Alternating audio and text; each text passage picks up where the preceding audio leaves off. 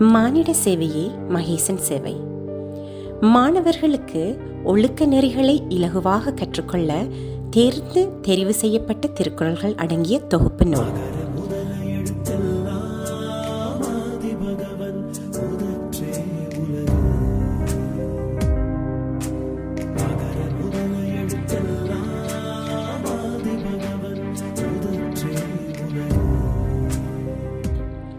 உயர்வுக்கு ஒரு குறள் திருக்குறள். தொகுப்பு வின் மகாலிங்கம். குரல் வடிவம் சந்திரலேகா ராஜதீபன்.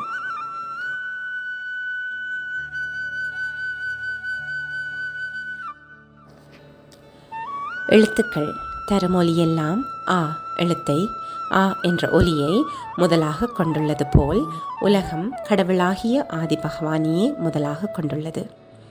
விளக்கம்: வாயை திறக்கும் நாக்கின் அசைவில்லாமல் வருவது ஆ என்ற ஒலிதான். அந்த ஆ என்ற ஒலியைத்தான் நாக்கின் உதவியால் நாம் மற்றைய அனைத்து ஒலிகளாகவும் மாற்றுகின்றோம். அனைத்து எழுத்துகளின் ஒலிகளும் ஆ என்ற ஒலியின் உருவமாற்றமே. அனைத்து ஒலிகளின் ஆதாரமாக இருப்பது ஆ என்ற ஒலிதான். அதுபோலவே இந்த உலகமும் அந்த ஆதி சக்தியாகிய பகவானின் ஒரு மாற்றமே, பரிமாணமே. அந்த ஆதி பகவானே உலகின் ஆதாரமாக உள்ளார். Meaning, the letter A sounds A is the origin of all the letters, all the sounds. In the same way, this world has that primordial energy called God as its origin. Explanation: the sound that comes as we open our mouth is A. Using that sound, we produce all other sounds with the help of our tongue. All sounds are variations of that original sound A. A is the source of all sounds. The same way, this world is a variation of that primordial God. God is the core or base for everything.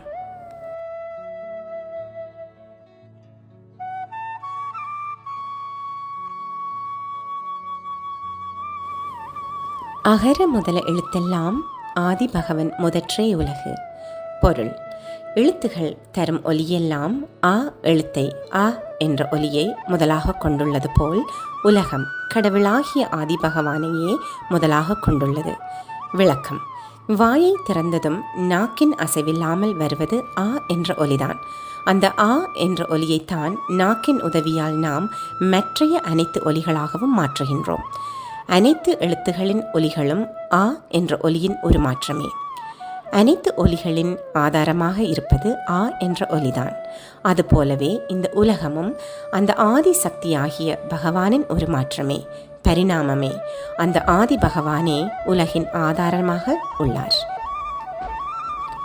Meaning, the letter A sounds A is the origin of all the letters, all the sounds. In the same way, this world has that primordial energy called God as its origin.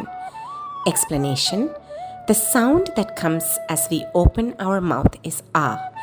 Using that sound, we produce all other sounds with the help of our tongue. All sounds are variations of that original sound A. A is the source of all sounds. The same way, this world is the variation of that primordial God. God is the core or base for everything. வேண்டுதல் வேண்டாமை இலானடி சேர்ந்தார்க்கு யாண்டும் இடும்பை இல. பொருள்: எந்த ஒரு பொருளிலோ செயற்பாட்டிலோ விருப்பமோ அல்லது வெறுப்போ இல்லாதவராகிய இறைவனின் திருப்பாதங்களை அடைந்தவர்களுக்கு எப்போதும் துன்பம் இருக்காது. விளக்கம்: ஒரு பொருளில் விருப்பம் இருந்தால் அது எம்முடன் இருக்கும்போது இன்பமும் இல்லாத போது துன்பமும் ஏற்படும். அதுபோல் ஒரு பொருளில் வெறுப்பு இருந்தால் அது எம்முடன் இருக்கும்போது துன்பமும் இல்லாவிட்டால் இன்பமும் அடைவோம். அப்படியே ஒரு செயற்பாடு நாம் விரும்பியபடி நடந்தால் இன்பமும், அப்படி நடக்காவிட்டால் துன்பமும் அடைவோம். நாம் விரும்பாத ஒரு செயற்பாடு நடந்தால் துன்பமும், அது நடக்காவிட்டால் இன்பமும் அடைவோம். ஆகவே மனிதனின் இன்பத்திற்கும் துன்பத்திற்கும் காரணம் உலகப் பொருட்களோ அல்லது உலகச் செயற்பாடுகளோ அல்ல. அவற்றில் மனிதர்களுக்குள்ள விருப்பமோ அல்லது வெறுப்போதான் காரணமாகின்றது. இறைவனுக்கு அந்த விருப்பமோ வெறுப்போ இல்லாததால் அவர் என்றும் இன்பமாகவே இருக்கின்றார். நாமும் என்றும் இன்பமாக இருக்க வேண்டுமானால் விருப்பு வெறுப்பற்ற அந்த இறைநிலையை அடைய வேண்டும். Meaning, those who have attained the lotus feet of God, who has no desire or hatred, shall never suffer. Explanation: if we desire an object, we shall be happy if we have that, and unhappy if we don't. If we don't like something, we will be unhappy if we have that, and happy if we did not have it. If we like an action, we shall be happy if that happens and sad if that does not happen, and vice versa, if we do not like an action. So the reason for all our suffering is our desire and hatred, and not any objects or actions outside. If we attain the status of God, who has neither desire nor hatred, then we also can be free from all sufferings. வானின்றுலகம் வழங்கி வருதலால் தானமிழ்ந்த மென்றுணராற் பாற்று. பொருள்: வானிலிருந்து பொழியும் மழையினால் தான் உலகம் இயங்கி வருவதால் அம்மழையானது உலகத்திற்கு அமிர்தம் என்றே உணர்ந்து கொள்ள வேண்டும். விளக்கம்: உயிர்கள் வாழ்வதற்கு உணவு தாவரங்களில் இருந்தோ அல்லது தாவரங்களை உண்டு வாழும் பிராணிகளிலிருந்தோ கிடைக்கின்றது. அத்தாவரங்கள் உயிர் வாழ மழைதான் அவசியம். எனவே இந்த உலக இயக்கமே அந்த மழையால் தான் அமைவதால் மழையை உலகுக்கான அமிர்தமாகவே உணர்ந்து கொள்ள வேண்டும். Meaning, realize that the rain is the nectar in its effect because the entire world is functioning because of rain. Explanation: all lives need food to live, and they eat either vegetation or some other lives which live on vegetation. Rain is the primordial factor of vegetation, so it should be realized that the rain is the real nectar. துப்பார்க்கு துப்பாய துப்பாக்கி துப்பார்க்கு துப்பாய தூவும் மழை. பொருள்: உண்பவர்களுக்கு சிறப்பான உணவுப் பொருட்களை உற்பத்தியாக்கி கொடுப்பதோடு உண்பவர்களுக்கு தானும் உணவாக இருப்பது மழையாகும். விளக்கம்: உலகில் அனைத்து உயிர்களும் உணவாக இருப்பது தாவரங்களே, அல்லது அந்த தாவரங்களை உண்டு வாழும் பிராணிகளே. தாவரங்கள் எல்லாம் மழையால் தான் உயிர் வாழ்கின்றது. அப்படி உணவின் உற்பத்திக்கு ஆதாரமாக இருக்கும் மழை நீர் தானும் உணவாக பயன்படுத்துகின்றது. நீர் குடிக்காமல் உயிர்கள் வாழ முடியாது. அவ்வாறு இவ்வுலகம் உயிர்ப்போடு இயங்குவதற்கு மழையே ஆதாரமாகும். Meaning, rain is not only the food itself, but also produces the best food for all those who consume it. Explanation: all living beings have plants as their food or some other living beings that live eating plants. All plants live using rainwater. The rain not only gives food to all living beings but also is being used as food. No living beings can survive without drinking water. So rain is the primordial cause for the survival of this world. செயற்கரிய செய்வார் பெரியர் சிறியர் செயற்கரிய செய்கலாதார். பொருள்: சாதாரண மக்களால் செய்ய முடியாத அரிய விடயங்களை செய்வோர் சாதிப்போர் தான் பெரியோர்கள் ஆவர். அப்படியான அரிய விடயங்களை செய்ய முடியாதவர்கள் சிறியோரே. விளக்கம்: உலக மக்கள் பொதுவாக மற்றவர்கள் சிந்திப்பதைப் போலவே தாமும் சிந்தித்து அவர்கள் செய்வதையே தாமும் செய்து இந்த சிறிய சாதாரண உலக வாழ்க்கைக்குள் முடங்கிவிடுவார்கள். அவர்கள் பெரியோர் அல்லாத சிறியோரே. ஆனால் சற்று உயர்வாக விசாலமாக ஆழமாக தொலைநோக்கத்தோடு சிந்தித்து அரிய விடயங்களை சாதிப்பவர்களைத்தான் பெரியோர்கள் என்று சொல்வோம். நாமும் பெரியோர்களாக இருப்பதற்கே முயற்சிக்க வேண்டும். Meaning, those who accomplish the most rare tasks are the great, and those who cannot do are the insignificant. Explanation: generally, people think and work as any others do and shrink their thoughts and activities within a narrow circle in their life. They are all insignificant people. Those who think broader, higher, and deeper uniquely accomplish great rare tasks, and they are the great ones. We also must try to become such great ones. குணமென்னும் குன்றேறி நின்றார் வெகுளி கணமேயும் காத்தலரிது. பொருள்: மெய்யுணர்வு, பற்றின்மை, துறவு போன்ற நற்குணங்களாகிய மலையில் நிற்கும் மெய்ஞானிகளது கோபம் ஒரு கணமேயானாலும் தாங்கிக் கொள்ள முடியாது. விளக்கம்: மெய்யுணர்வு உள்ளவர்கள் கோபம் கொள்ள மாட்டார்கள். அப்படி கோபம் வந்தாலும் அவர்களின் மெய்யுணர்வு அக்கணமே அதை தடுத்துவிடும். அப்படி ஒரு கணம்தான் வந்து போகும் கோபமாயினும் அது அதர்மத்தை எதிர்த்து வலிமையாய் வருவதால் அதை தாங்கிக் கொள்ளவே முடியாது. Meaning, it is impossible to endure the wrath which may be for a moment of those who stand on top of the mountain of good virtues. Explanation: those who have good virtuous qualities will not get angry. Even if they get angry, that will be nullified within a moment by their virtuous qualities. But because that momentary anger comes strongly to counter some unrighteousness, it is not possible to bear that anger. அந்தணர் என்போர் அறவோர் மற்ற உயிர்க்கும் செந்தன்மை பூண்டொழுகலான். பொருள்: அருளாளர்கள், அதாவது அந்தணர் என்போர் எல்லா உயிர்களுக்கும் செம்மையான கருணை கொண்டவர்களாக வாழுகின்ற அறவாளர், அறநெறியில் வாழ்பவராவர். விளக்கம்: அன்புதான் மனித உயர்வின் அளவுகோல். அந்த அன்பானது எதிர்பார்ப்பு இல்லாததினால் சிறப்பானது. அனைத்து உயிர்களிலும் அப்படியான அன்புள்ளவராக இருக்க முடிந்தால் அதுவே உச்சமானது. அப்படியான உயர்ந்த நிலையில் அறநெறியில் வாழ்பவர்களைத்தான் அருளாளர்கள் அல்லது அந்தணர்கள் என்று அழைக்க முடியும். Meaning: those people with extreme compassion for all living beings are the virtuous priest. Explanation: love is the measuring rod of human excellence. If that is selfless, it is higher. If such love and compassion are there in all living beings, that is the highest form of love. Only those who have that kind of mental status can be called virtuous priest. அறத்தினும் காக்கமும் இல்லை, அதனை மறத்தலின் ஊங்கில்லை கேடு. பொருள்: அறத்தை விடச் சிறந்த செல்வப்பேறு எதுவுமில்லை. அதனை கைவிடுவதை காட்டிலும் தீமையும் வேறில்லை. விளக்கம்: வாழ்வில் நன்மைகளையே நாம் எதிர்பார்க்கின்றோம். அவற்றை பெறுவதற்கு ஒரே வழி எம்மால் முடிந்தவரை பிறருக்கு நன்மைகளை, அதாவது அறத்தை செய்வதே ஆகும்.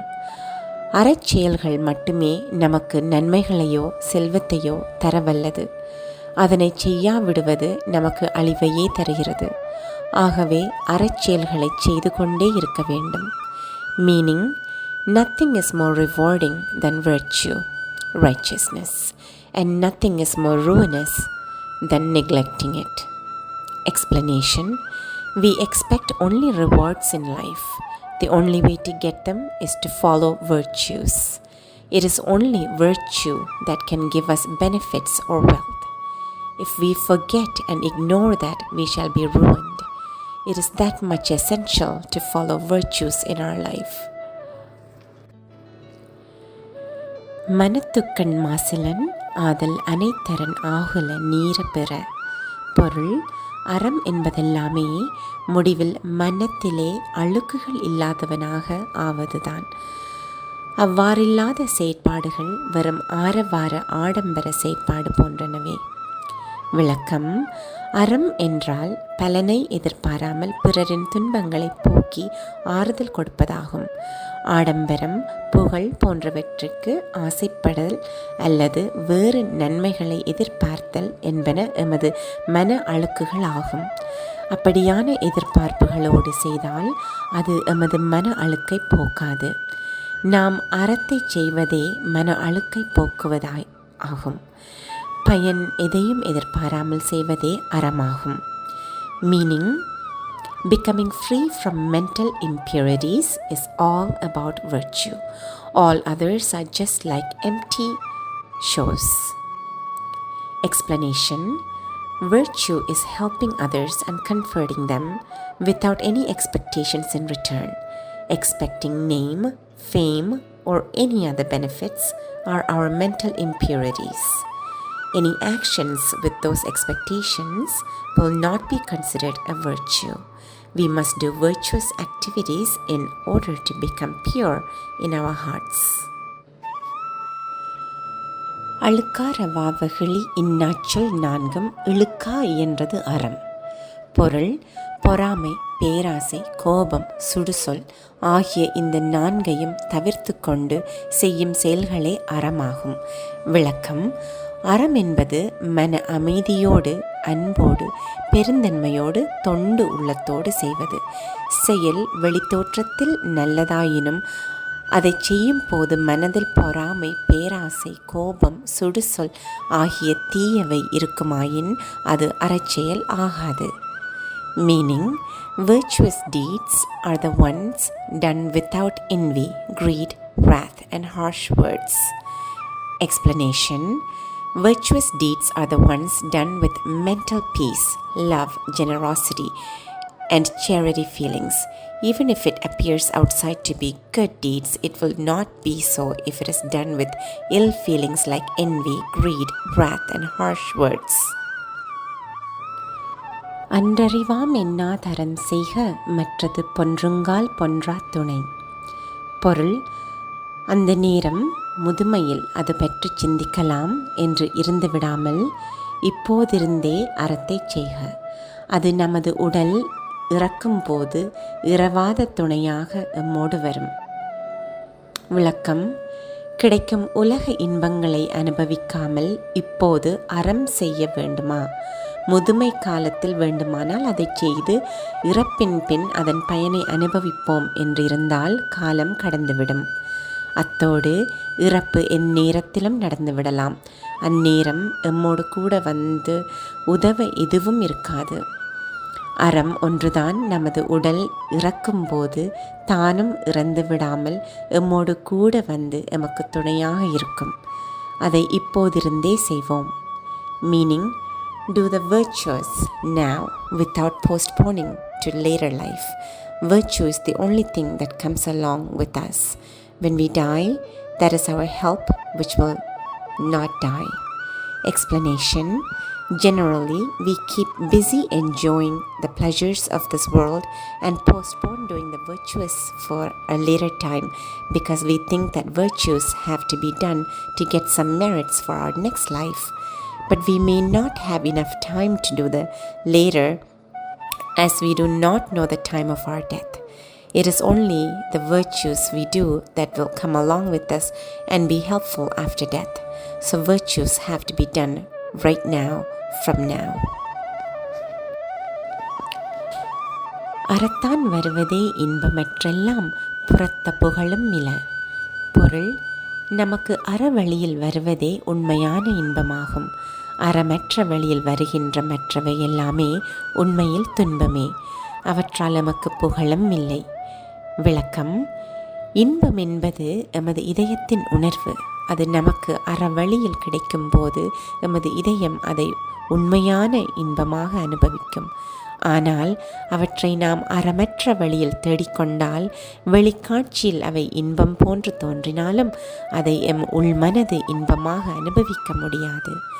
மனசாட்சி எம்மை குடையும். அத்தோடு அது அறமற்றதாகினால் அதனால் எமக்கு எந்தவித புகழும் கூட கிடைக்காது.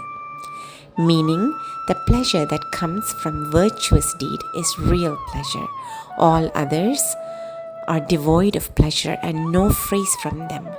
Explanation: pleasure is a feeling in our hearts. If we get that from virtuous deeds, then we can enjoy that. But any pleasure that comes out of non-virtuous deeds may look very pleasure, but our conscience knows the fact and we can't enjoy that with our heart. That will not give us any fame either. பழியஞ்சி பார்த்தோன் உடைத்தாயின் வாழ்க்கை வழியெஞ்சல் எஞ்சான்றும் இல். பொருள்: பழி வரக்கூடிய செயல்களை தவிர்த்து சேர்த்த பொருள்களை பகிர்ந்துண்ணும் வழக்கம் உண்டானால் வாழ்க்கையில் எந்தவித குறையும் ஒருபோதும் இருக்காது. விளக்கம்: வாழ்க்கையில் வறுமை, நோய், குழந்தையின்மை, கள்வர் பயம் போன்ற பலவித துன்பங்கள் வர காரணம் அறமற்ற வழிகளில் பொருள்களை தேடலும் தேடிய பொருள்களை பகிர வேண்டியவர்களோடு பகிர்ந்து கொள்ளாமையும் தான் காரணம். எந்தவித பழிக்கும் ஆளாகாமல் அற வழியில் பொருளை சேர்த்து யார் யாரோடெல்லாம் பகிர்ந்து கொள்ள வேண்டுமோ அவர்களோடு பகிர்ந்து கொண்டு வாழ்ந்தால் எந்த துன்பமும் நெருங்காது. Meaning, the one who earns the wealth without any misdeeds, sinlessly, and shares that with others with whom it has to be shared, shall never have any shortfall in his life. Explanation: the reasons for poverty, disease, and having no children is earning wealth through sinful means and not sharing that with anyone. There will not be any difficulties or shortfall in life if the wealth is earned righteously without any misdeeds and shared with all those who are to be shared. வையத்துள் வாழ்வாங்கு வாழ்பவன் வானுரையும் தெய்வத்துள் வைக்கப்படும். பொருள்: இப்பூமியில் எவ்வாறு வாழ வேண்டுமென்று அறநூல்களில் சொல்லியவாறு வாழ்பவன் மேலான உலகத்தில் இருக்கும் தெய்வத்திற்கு இணையாக வைத்து மதிக்கப்படுவான். விளக்கம்: மேலான உலகத்தில் அறநூல்களில் சொல்லியவாறு வாழ்பவர்களையே நாம் தெய்வம் என்று வணங்குகின்றோம். அப்படியான அறநெறி வாழ்க்கையை இவ்வுலகத்திலே ஒருவர் வாழ்வாராயின் அவரும் தெய்வத்திற்கு சமமானவர். அதனால் இவ்வுலகிலேயே நாம் அறநெறியில் வாழ்ந்தால் நாமும் தெய்வமாகிவிடலாம். Meaning, he who pursues life on this earth according to the holy scriptures will be reckoned equal to a heavenly God. Explanation: the one who live a life according to the holy scriptures are heavenly gods. Therefore, the one who lives on earth according to the holy scriptures shall also be considered as heavenly God. So let us live such a life on this earth so that we also can become heavenly God. ஈன்ற பொழுதின் பெரிதுவக்கம் தன் மகனை சான்றோன் என கேட்ட தாய்.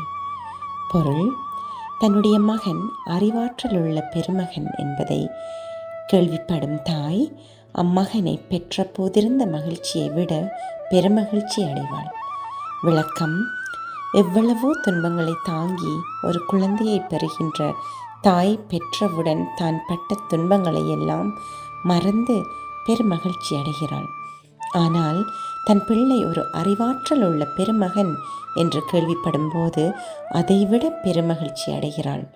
தாயை மகிழ்விக்க வேண்டுமானால் பிள்ளைகள் அறிவாற்றல் உள்ளவர்களாக மலர வேண்டும்.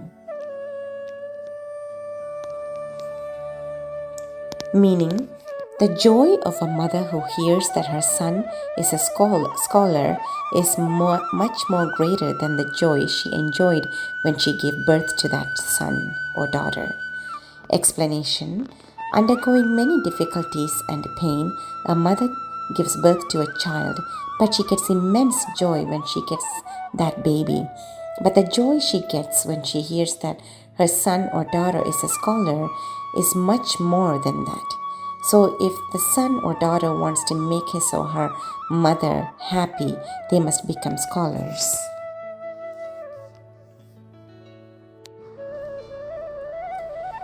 அன்பிற்கு முண்டோ அடைக்குந்தாள் ஆர்வலர்ப்புன் கண்ணீர் பூசல் தரும். பொருள்: உண்மையான அன்பை அடைத்து வைத்திருக்கக்கூடிய பூட்டு உண்டோ? இல்லை. எவ்வளவு அடைத்து மறைக்க முயன்றாலும் கண்ணிலிருந்து வெளிவரும் அன்புள்ளவரின் கண்ணீர் துளி வெளிப்படுத்தி தரும். விளக்கம்: அன்புக்குரியவர் துன்பப்படும் போது அவர் மீது இருக்கும் உண்மையான அன்பை வெளிக்காட்ட முடியாத சூழ்நிலை காரணமாக நாம் அதை மறைக்க முயலலாம். ஆனால் அந்த அன்பு கண்களில் கண்ணீராக வெளிவருவதை தடுக்கவே முடியாது. உண்மையான அன்பு என்பது அந்த அன்புக்குரியவரின் இன்ப துன்பங்களை தன் இன்ப துன்பங்களாக உணரும் மனோநிலைதான். அதனால் ஒருவரின் அன்புக்குரியவர் துன்பப்படும் போது அவரது மனமும் துன்பப்பட்டே ஆகும். அது கண்ணீராக வெளிவந்து அவரது உள்ளன்பை காட்டிக் கொடுத்துவிடும். Meaning, is there any door locked to imprison true love? No. The drop of tears from the eyes of the lover will bring out the truth. Explanation: we may have to hide our true love towards someone due to the circumstances, but it is not possible to stop the drop of tears from the eyes. True love is to feel that loved one's pain as their own pain. So if the loved one is in pain, that will be felt inside and trigger the eyes to shed tears. That cannot be prevented.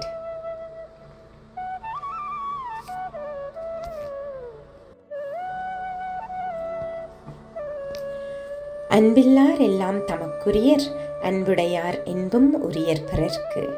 பொருள்: அன்பு இல்லாதவர்கள் தம்மிடமுள்ள அனைத்தும் தமக்கு மட்டுமே உரியதாக கொள்வர். இதயத்தில் பூரணமான அன்பு உள்ளவர்கள் தமது உடலை கூட பிறருக்கான செயற்பாட்டுக்கே உரியதாக கொள்வர்.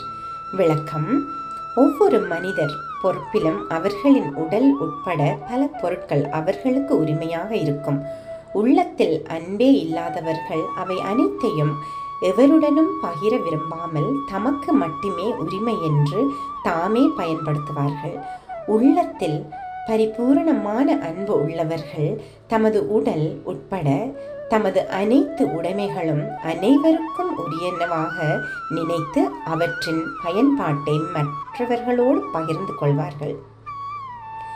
Meaning, those who do not have love consider all their belongings, including their body, to belong exclusively to themselves. Those who have immense love in their heart consider all their belongings, even if their body belongs to others, and share them with all. Explanation: every human being possesses some belongings, including their body. Those who do not have love at all use all of them exclusively for them without sharing with anyone else. But those who have complete love in their heart consider all their possessions, including their body, belong to others and share their use with all.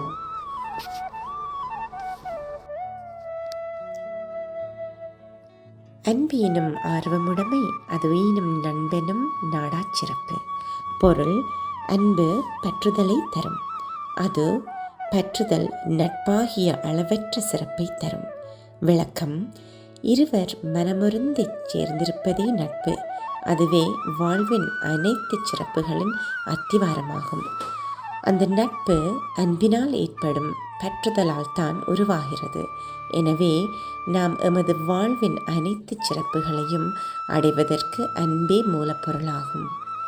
Meaning, love generates affection, which in turn creates friendship of all excellence. Explanation: friendship is being together with mutual understanding. Such friendship is the basis of all the excellence in life. Such friendship comes from the affection of love.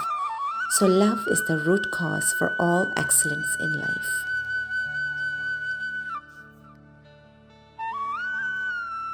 அன்புற்றமர்ந்த வழக்கென்ப வையகத்து இன்புற்றார் எய்தும் சிறப்பு. பொருள்: உலகத்தில் இன்பங்களை அனுபவிப்போர் அடைகின்ற சிறப்பானது அன்பை ஆதாரமாக கொண்ட வாழ்வினால் கிடைக்கின்றது என்று அறிஞர் கூறுவர். விளக்கம்: இன்பத்தை அடைவதற்கே எல்லோரும் விரும்புகின்றனர். அதற்கு ஒரே வழி அன்பின் அடிப்படையில் கட்டமைக்கப்பட்ட இவ்வுலக இல்லற வாழ்க்கைதான். எமது இல்லுலக வாழ்வில் அன்பையே ஆதாரமாக கொண்டு எமது அனைத்து செயற்பாடுகளும் அமைந்தால் இவ்வுலக வாழ்விலும் மறு உலக வாழ்விலும் இன்பமாக இருக்க சிறப்பை அடையலாம். Meaning, the excellence of enjoying the pleasure in the world is the result of a life based on love. Explanation: everyone wants to be happy. The only way for that is to live a life based on a filled with love. If our life is structured based on love, a happy life now in this world and a blissful one after this life is ensured.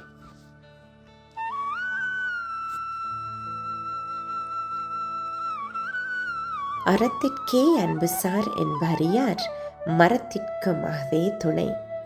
பொருள்: அறம் செய்வதற்கே அன்பு துணையாகும் என்பார்கள். அறத்தை அறியாதார் செய்கின்ற தீமையை அகற்றுவதற்கு அதுவே துணையாகும். விளக்கம்: உள்ளத்தில் அன்பு இல்லாத ஒருவரால் அறம் செய்ய முடியாது. அறம் செய்வதற்கு ஆதாரமே அன்புதான். அது மட்டுமல்ல, அறியாமையின் காரணமாக ஒருவர் நமக்கு தீமை செய்கிறார் என்றாலும் அவர் மீது நாம் கோபம் கொள்ளாமல் அன்பு காட்டி உதவி செய்தால் அவர் திருந்தி விடுவார். அறியாமையால் தீமை செய்வோரை திருத்துவதற்கும் அன்பே துணையாகும். Meaning, love is essential to do virtuous deeds. It is also helpful to transform those who harm us in ignorance. Explanation: if we do not have love, we can't do any virtuous deeds. Love is the essential factor to do any virtuous deeds. We can also transform those who harm us due to their ignorance by loving and helping them. So love is also helpful in transforming bad people.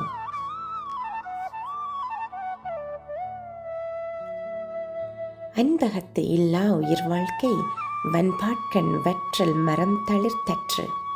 பொருள்: வறண்ட பாலை நிலத்தில் வற்றல் காய்ந்து போன மரம் தளிர்ப்பது போலதான் உள்ளத்தில் அன்பு இல்லாதவர்களின் உயிர் வாழ்வு செழிக்க முடியாது.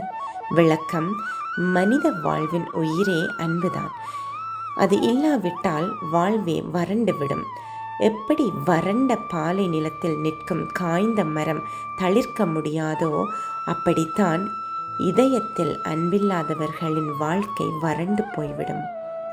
Meaning, the life of a man with no love in his heart is like a dried up tree in a desert sprouting. Explanation: the life force of human life is love. Life gets dried up if he has no love in his heart. Just like a dried tree in a desert won't sprout up, the life of a person who has no love in his heart cannot flourish.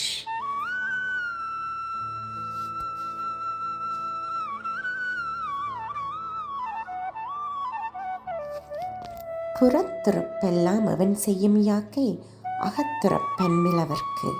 பொருள்: உள்ளுறுப்பாகிய இதயத்தில் அன்பில்லாதவருக்கு உடலின் வெளிப்புறங்களெல்லாம் என்னதான் செய்ய முடியும்? விளக்கம்: மனித செயற்பாட்டிற்காக மனித உடலில் எத்தனையோ உறுப்புகள் கொடுக்கப்பட்டிருக்கின்றன. அவற்றை செயற்படுத்துவது மனமே. அந்த மனமாகிய இதயத்தில் அன்பு இருந்தால் அது செம்மையாக செயற்பட்டு வெளியுறுப்புகளை சரியாக செயற்படுத்தும். இதயத்தில் அந்த அன்பு இல்லை என்றால் வெளியுறுப்புகள் எவ்வளவு நேர்த்தியாக இருந்தாலும் பயனல்ல.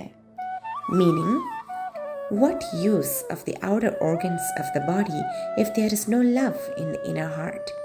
Explanation: many organs are given in the outer body for all types of functions, but it is the mind that drives them to act. So if there is love in that mind or heart, all the activities will be correct. But if there is no love in the heart, then nothing will be in order and no use of any other outer organs, however perfect they are.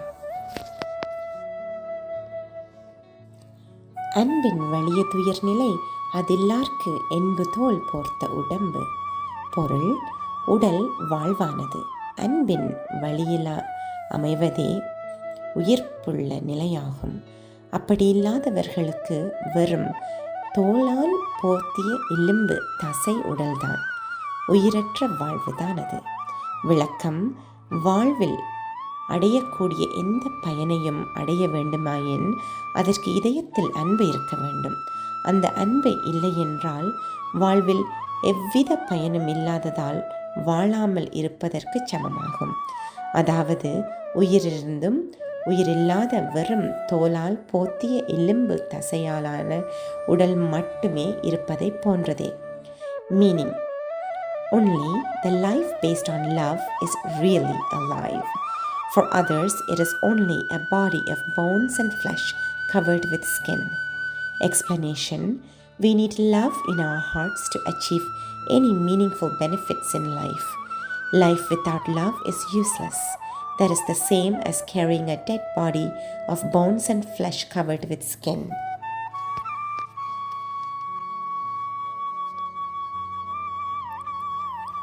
விருந்து புறத்ததாத் தான் உண்டல் சாவா மருந்தெனினும் வேண்டற்பாற்றன்று. பொருள்: விருந்தினர் வெளியே காத்திருக்க இரவாமல் இருப்பதற்காக மருந்தானாலும் அதை தானே உண்ணுதல் விரும்பத்தக்கது, ஏற்கத்தக்கது அல்ல. விளக்கம்: விருந்தினர் என்று ஒருவர் வந்துவிட்டால் எம்மிடமுள்ள சிறந்த உணவை அவருக்குத்தான் கொடுக்க வேண்டும். நாம் இரவாமல் இருப்பதற்கான உணவாக இருந்தாலும் அதை விருந்தினருக்கும் கொடுக்கத்தான் வேண்டும். விருந்தோம்பலுக்கு நாம் அவ்வளவு முன்னுரிமை கொடுக்க வேண்டும். Meaning, when a guest is waiting in the house, it is not acceptable, improper for one to eat something, even if that is the nectar of immortality. Explanation: we have to serve the best we have to the guest. That is the virtue of a householder. Even if it has the nectar of immortality, he should not eat that himself. Such priority should be given to the guest.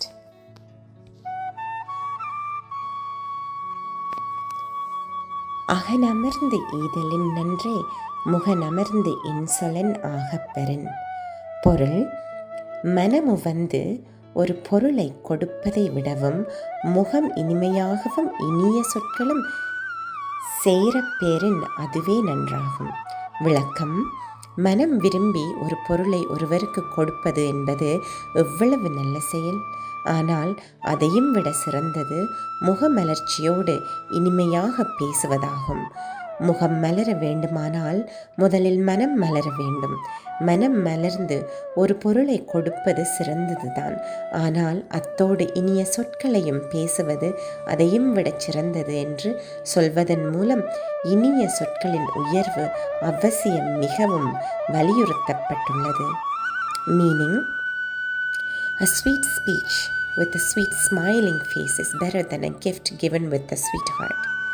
Explanation: giving a gift with a sweet heart is something great, but giving sweet words with a sweet heart and smiling face is much better than that. By saying this, the importance of the sweet words with the smiling face is emphasized.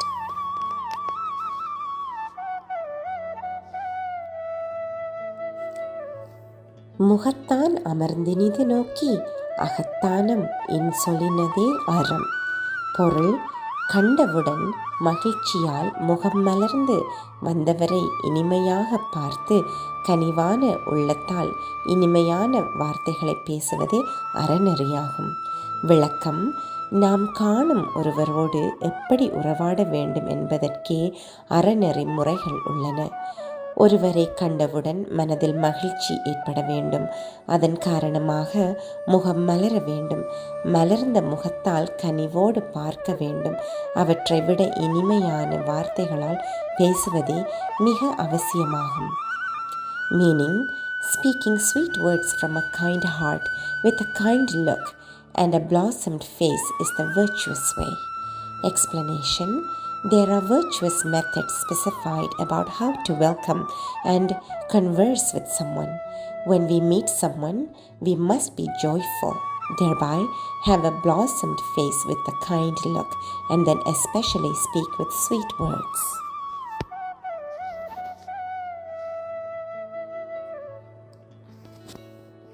துன்புறும் துவ்வாமை இல்லாகும் யார் மட்டும் இன்புறும் இன்சொல் அவர்க்கு. பொருள்: எல்லோரிடத்திலும் இன்பம் தரக்கூடிய இனிய சொற்களையே பயன்படுத்துவோர்க்கு துன்பம் தருவதாகிய வறுமை இல்லையாம். விளக்கம்: நமக்கு செல்வம் சேர்க்க காரணம் மற்றவர்களின் ஆசீர்வாதம். நாம் எல்லோருக்கும் இன்பம் தரக்கூடியதாக இனிய சொற்களையே பேசுவோமாயின் அனைவரும் மனமுருகி எம்மை ஆசீர்வதிப்பார்கள். அவர்களால் கிடைக்கும் ஆசீர்வாதத்தால் நமக்கு வறுமையே இருக்காது. Meaning, those who use only sweet words that give joy to others shall never have the poverty that gives sorrow. Explanation: wealth comes from the blessing of others. If we use sweet words always, that gives joy to others. The blessings from their heart will be there always and we shall be wealthy. Poverty will not bother us.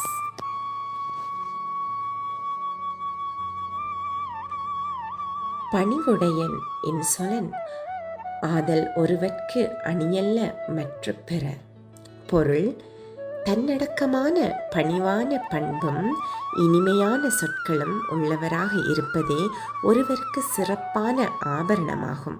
மற்றெதுவும் அப்படி ஆக முடியாது. விளக்கம்: ஒருவரிடத்தில் பணிவும் எளிமையும் இனிமையான வார்த்தைகளும் இல்லாவிட்டால் அவர்கள் எவ்வளவுதான் உயர்ந்த ஆடை அணிகலன்களை அணிந்திருந்தாலும் பிறர் அவரை உயர்ந்தவராக கணிக்க மாட்டார்கள். பணிவும் இனிமையான வார்த்தைகளும் தான் அதிசிறந்த ஆபரணங்களாகும். Meaning, being humble and using sweet pleasant words are the ornaments that adorn a man. Any others are not real ornaments. Explanation: whatever best clothes and jewels one may wear, if he does not have humility and use sweet kind words, he will not be respected by anyone. Humbleness and sweet kind words are the real ornaments that adorn a man.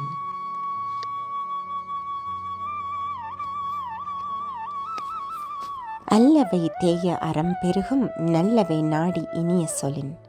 பொருள்: மற்றவர்களுக்கு நன்மைகளை விரும்பி இனிமையான சொற்களால் கூறுவோமானால் எமது பாவங்கள் குறையும், புண்ணியங்கள் அதிகரித்து கொண்டு போகும். விளக்கம்: நாம் பிறருக்கு நன்மை செய்ய விரும்பினாலும் அதை கடும் சொற்களால் சொன்னால் அவர்கள் வேதனைப்படுவதோடு ஏற்காமலும் போகலாம். ஆனால் நன்மைக்குத்தான் சொல்வதானாலும் அதை இனிமையாக சொன்னால்தான் அவர்கள் மனமுருகி அதை ஏற்று எம்மை மனதால் வாழ்த்துவார்கள். அதனால் எமது பாவங்கள் குறைந்து புண்ணியங்கள் பெருகும். Meaning, our sin is reduced and the merits keep increasing if we use sweet words giving benefits to the others. Explanation: if we use hard words, even to do good for others, they feel bad and may disagree with us. If we use sweet words when we want to do good for others, then they melt in their heart, accept the same, and bless us with their heart. That will help to reduce our sins and our merits keep increasing.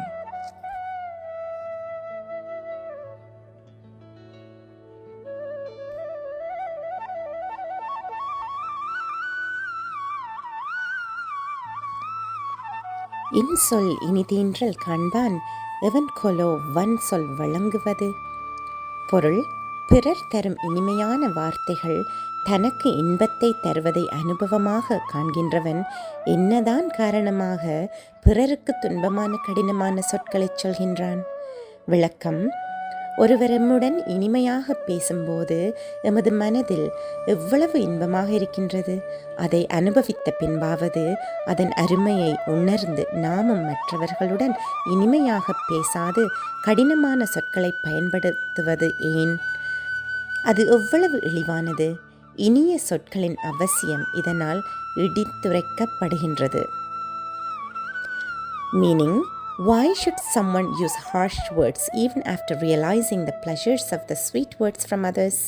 Explanation: how much happy are we when someone speaks us so sweetly? Even after enjoying that, if we use harsh words towards others, that is a great ignorance. So here, the importance of sweet word is emphasized and we are alerted highly against using harsh words.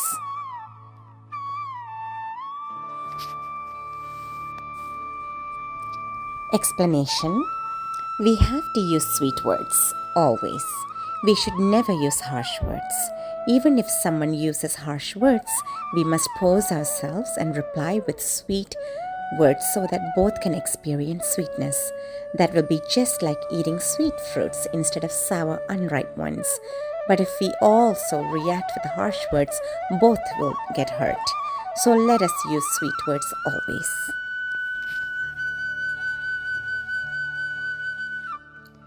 இனிய உளவாக இன்னாத கூறல் கனி இருப்ப காய் கவர்ந்தற்று.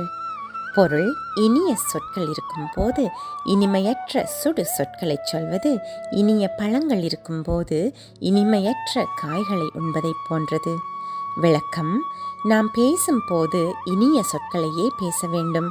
காரமான சுடு சொற்களால் பேசக்கூடாது. ஒருவர் நமக்கு கடும் சொற்களால் பேசும்போது நாமும் திருப்பி சுடு சொற்களையே பதிலாக கொடுத்தால் நமது மனமும் காயப்பட்டு அவரையும் மேலும் காயப்படுத்த நேரிடும். பதிலாக நாம் நிதானித்து கொண்டு அன்பான இனிய சொற்களால் பதில் சொன்னால் அது நமக்கும் அந்த சுடு சொல்லை சொன்னவருக்கும் இனிமையை தரும்.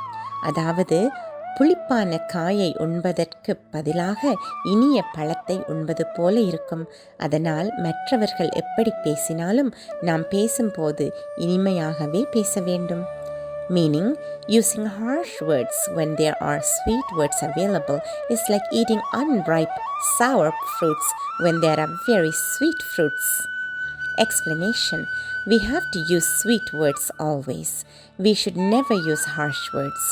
Even if someone uses harsh words, we must pause ourselves and reply with sweet words so that both can experience sweetness. That will just be like eating sweet fruits instead of sour, unripe ones.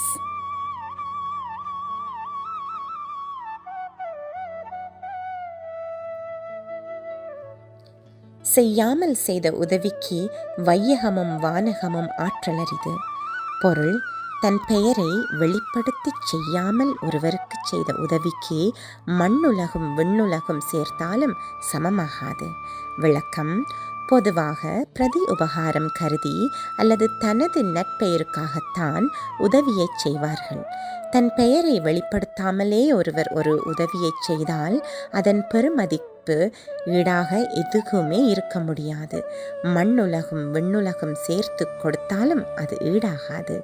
Meaning, even earth and heaven cannot be compared to the help done without identity. Explanation: generally, help is done expecting something in return or for a good name and fame. But if help is done without identifying who has done it, that can't be compensated by anything. Even earth and the heavens will not be equal.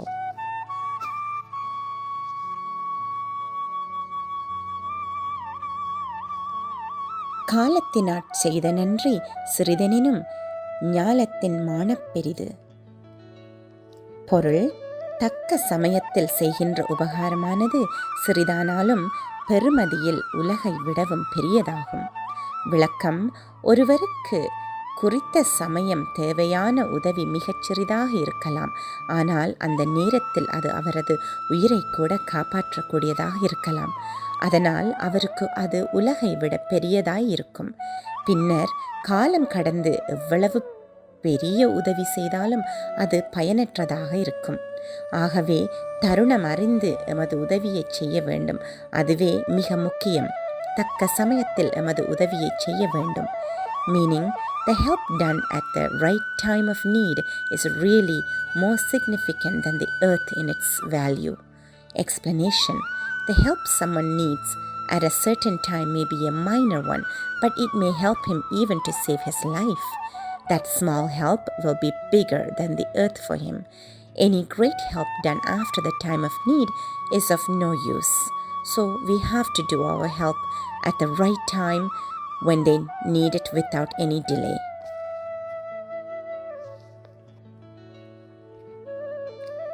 பயன் தூக்கார் செய்த உதவி nine தூக்கின் நன்மை கடலின் பெரிது. பொருள்: எவ்விதமாகவும் பயனை எதிர்பாராமல் செய்த உதவியின் தன்மையை ஆராய்ந்து பார்த்தால் அதனால் கிடைக்கும் நன்மையானது கடலையும் விட பெரிதாகும். விளக்கம்: நான் இருவருக்கு உதவி செய்தால் தானே எனக்கும் உதவி இவர் செய்வார், அல்லது இந்த உதவியை செய்தால் என்னை பலர் புகழ்வார்கள் என்று இவ்வாறான பல எதிர்பார்ப்புகளோடு தான் உதவியை செய்வார்கள். அப்படியான உதவிகள் ஒரு வியாபாரம் போலதான். உண்மையில் பிறருக்கு உதவுவது எமது சுபாவமாக இருக்க வேண்டும். எதையுமே எதிர்பாராமல் அவ்வாறான உதவியை செய்தால் அதன் நன்மை அளவிட முடியாதது, கடலை விடவும் பெரிதாகும். Meaning, if we analyze the nature of the help done without expecting anything in return for that help, the benefit is greater than the ocean. Explanation: we help someone thinking, if I help him only, he will help me back, or if I do this type of help, everyone will praise me, and so on. This is a kind of business transaction. We should help others due to our own nature to help. If the help is done without any expectation at all, the benefit is immeasurable, greater than the ocean.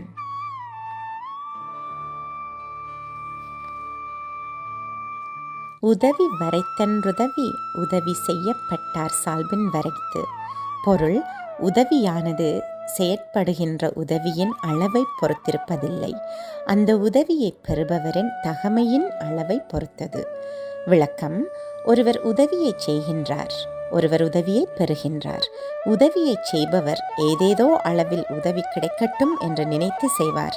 ஆனால் உதவியை பெறுபவர்தான் செய்த தர்மத்தின் அடிப்படையில் எந்த அளவில் உதவி கிடைப்பதற்கு தகுதியாகின்றாரோ அந்த அளவில்தான் அந்த உதவி அவருக்கு பயன்படும். உதவி செய்பவர் விரும்பும் அளவிற்கு உதவியை செய்துவிட முடியாது. Meaning, the measure of the help received does not depend on the measure of the help, but it depends on how much the receiver deserves. Explanation: one person helps and another person receives that. The one who helps may wish and expect a certain amount of benefit for the receiver, but it does not work that way.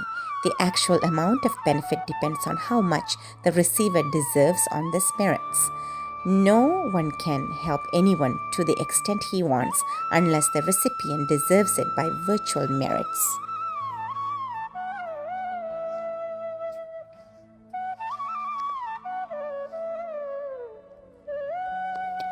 மறவற்க மாசாற்றார் கேண்மை துறவற்க துன்பத்துள் துப்பாயார் நட்பு. பொருள், உள்ளத்தில் குற்றமற்ற பெரியோரின் உறவை மறந்துவிடாதீர்கள்.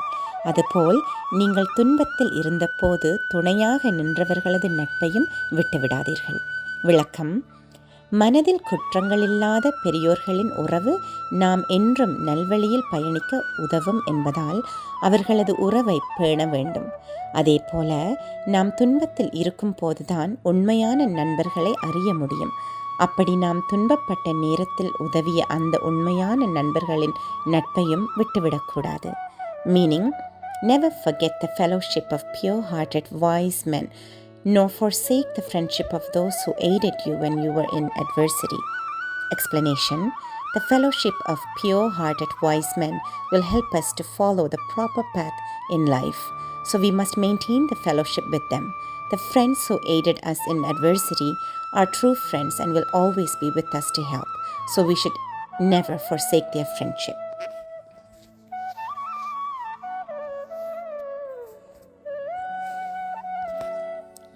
நன்றி மறப்பது நன்றன்று, நன்றல்ல அன்றே மறப்பது நன்று. பொருள், ஒருவர் செய்த நன்மையை மறப்பது கூடாது, ஒருவர் செய்த தீன்மையை அன்றைக்கே அப்போதே மறப்பது நல்லது. விளக்கம்: ஒருவர் நமக்கு ஒரு நன்மை செய்தால் அதை நாம் மறவாது நினைவில் வைத்து கொண்டால் அது நம் மனதில் இனிமையாக இருக்கும். அதனால் நாம் அவருக்கு திருப்தி மன்னை செய்யும் போது நமக்கு இனிய அனுபவமாகவே இருக்கும். அதனால் ஒருவர் நமக்கு செய்த தீன்மையை நாம் நினைத்து கொண்டிருந்தால் அது நம்மை குடைந்து கொண்டே இருக்கும். அதனால் அவருக்கு தீன்மை செய்யவும் தூண்டப்படுவோம். அதனால் நாம் இன்னும் வேதனைப்பட நேரிடும். ஆகவே ஒருவர் நமக்கு தீன்மை செய்தால் அதை உடனே மறந்து விடுவதுதான் நாம் மகிழ்ச்சியாக இருக்க ஒரே வழி.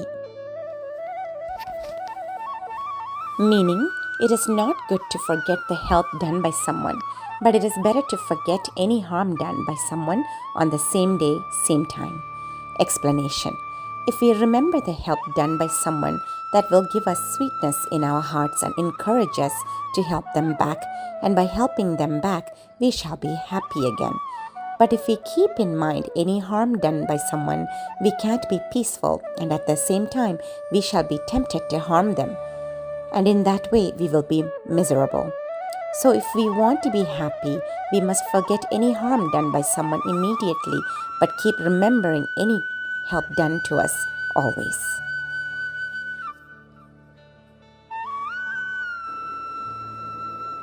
கொன்றென்ன இன்னா செய்யினும் அவர் செய்த ஒன்று நன்று உள்ளக்கெடும். பொருள், கொலையை போன்ற துன்பத்தை ஒருவர் செய்தாலும் அவர் முன்பு செய்த ஒரு நல்லுதவியை நன்றியுடன் எண்ணி பார்ப்போமேயானால் அத்துன்பமானது மனதிலிருந்து மறைந்துவிடும். விளக்கம்: நன்றியுணர்வு நம் மனதிற்கு ஒரு மகோன்னதமான மருந்து.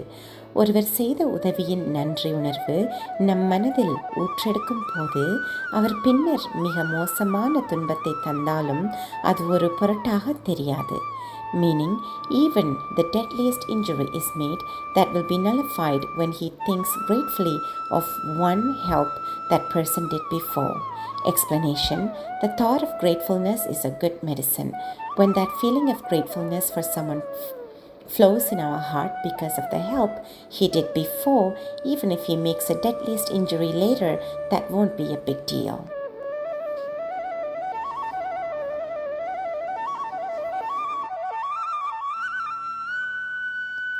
தகுதி என ஒன்று நன்றே பகுதியான் பாற்பட்டு ஒழுகப் பெறின். பொருள்: நண்பர் பகைவர் அறியப்படாதவர் என்று பலதரப்பட்டோரும் சேர்ந்து ஒழுக்கமாகச் செயற்பட வேண்டியிருப்பின் நடுநிலைமையாகிய தகுதி என்ற ஒன்றுதான் நல்ல அறமாகும். விளக்கம்: நாம் நமது நண்பர் பகைவர் அறிமுகமில்லாதவர் என்று பலதரப்புகளிடையில் செயற்படும் போது பாரபட்சமாக, அதாவது பக்கச்சார்பாக நடந்து கொள்வோம். ஆனால் அனைத்து சந்தர்ப்பங்களிலும் வேண்டியவர் வேண்டாதவர் என்று பாராமல் பக்கச்சார்பின்றி நடுநிலை தவறாத தகுதியோடு ஒழுக்கமாக செயற்படுவதே சிறந்த அறநெறியாகும். Meaning, if we have to deal with people of different relationships, friends, enemies, or unknown, maintaining a status of impartiality is the best virtuous path. Explanation: when dealing with people, we shall be in favor of our friend or against our enemy without looking into the facts. But the best virtuous path is to be impartial towards everyone, ignoring our relationships and making decisions based only on facts.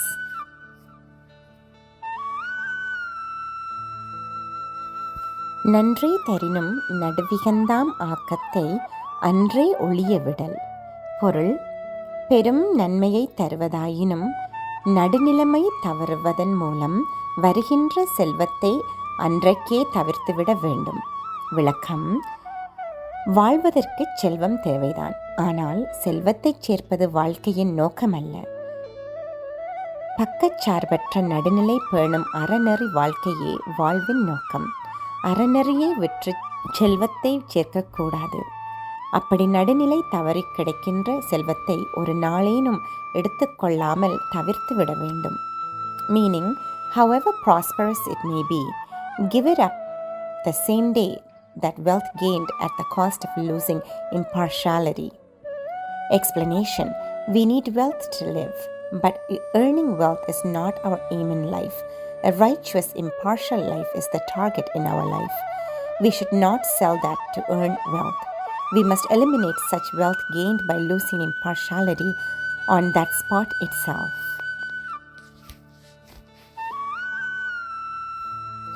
சமன் செய்து சீர்தூக்கும் கோல் போல் அமைந்தொரு பால் கோடாமை சான்றோர் கனி.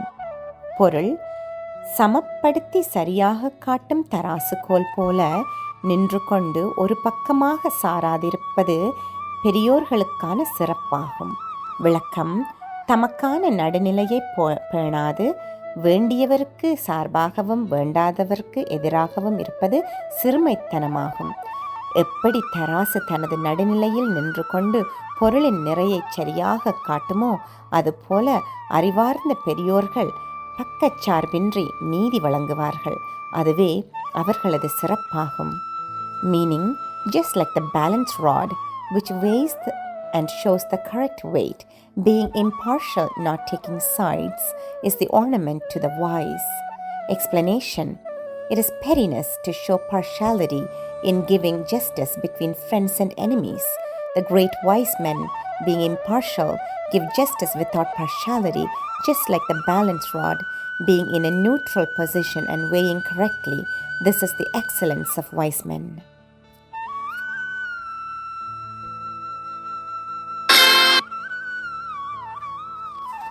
எல்லார்க்கும் நன்றாம் பணிதல் அவருள்ளும் செல்வர்க்கே செல்வம் தகைத்து. பொருள்: பணிவாக தன்னடக்கமாக இருப்பது பொதுவாக எல்லோருக்குமே நன்மையானதுதான். ஆனால் அவர்களின் செல்வந்தர்களுக்கு அது இன்னுமொரு செல்வத்திற்கு ஒப்பாக இருக்கும். விளக்கம்: பணிவாக தன்னடக்கமாக இருப்பது அனைவருக்கும் ஒரு செல்வம் போன்றதே. பொருட்செல்வம் உள்ளவர்களுக்கு அது இன்னும் ஒரு செல்வமாக அமையும். ஆதலால் பொருட்செல்வம் உள்ளவர்கள் இன்னும் வேறு செல்வம் வேண்டுமென்றால் அடக்கமாக பணிவாக வாழ வேண்டும். Meaning, humility is beneficial for everyone, but for the rich people there is an additional wealth. Explanation: being humble is really a good wealth for everyone, but for rich people there is an additional asset.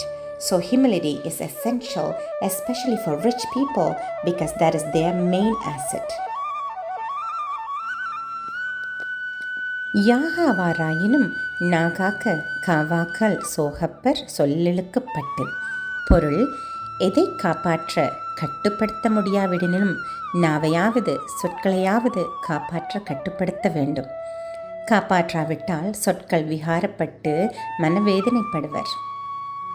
விளக்கம்: ஒருவருடனான தொடர்பாட்டில் எந்தவிதமான தவறுகள் வந்தாலும் அது பெரிய தாக்கத்தை ஏற்படுத்தாது, சரி செய்து விடலாம். ஆனால் வன் சொற்களால், அவதூறு சொற்களால் வரும் மனத்தாக்கத்தை பின்னர் சரி செய்யவே முடியாமல் மனவேதனைப்பட நேரிடும். Meaning, even if you can't guard other things, guard your tongue. Otherwise, you will get great distress due to harsh words. Explanation: even if you make any other mistakes when dealing with someone, that can be adjusted without much damage. But if you use harsh words, that will damage your relationship, causing great distress.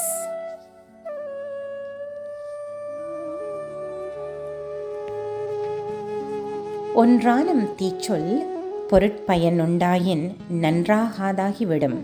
பொருள்: சொல்பவற்றில் தீங்கு விளைவிக்கும் கருத்துடைய சொல் ஒன்றுதானும் இருக்குமாயின் சொல்லிய ஏனைய அனைத்துமே நன்மை தராதவை ஆகிவிடும்.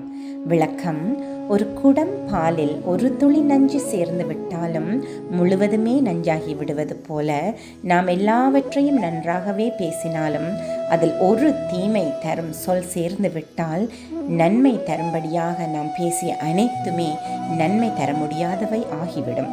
அதனால் தீமை தரும் ஒரு சொல்லை கூட நாம் சொல்லாமல் இருப்பதை உறுதி செய்ய வேண்டும். Meaning, even if there is one word in our conversation that gives a harmful meaning, our whole conversation becomes harmful.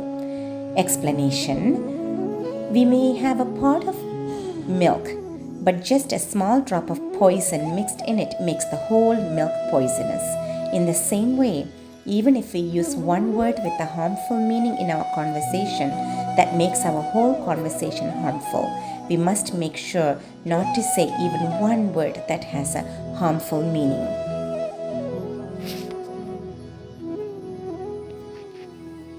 தீயினாற் சுட்ட புண் உள்ளாரும் ஆறாதே நாவினாற் சுட்டவடு.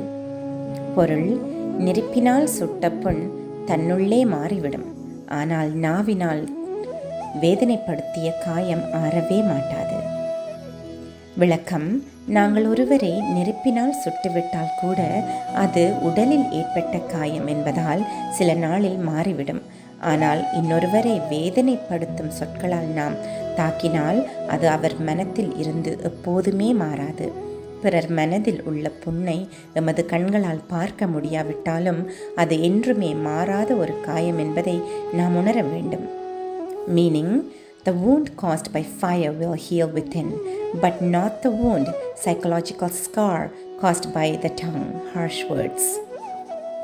Explanation: the wound we cause to someone by fire is visible and we take that as very serious, but that will heal after some time. But though the wound we create in someone's heart by harsh words is not visible, that will never heal in their mind, so that is more serious.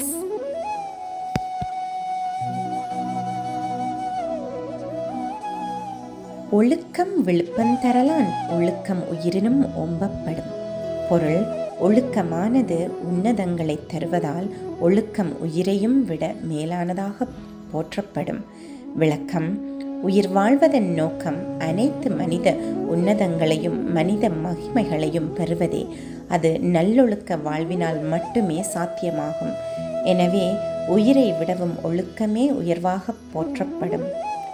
Meaning, discipline is adored more than life because discipline in life gives the excellence of life. Explanation: the very purpose of life is to attain the excellence of human life that can be achieved only by discipline in life. So discipline is adorned better than life itself.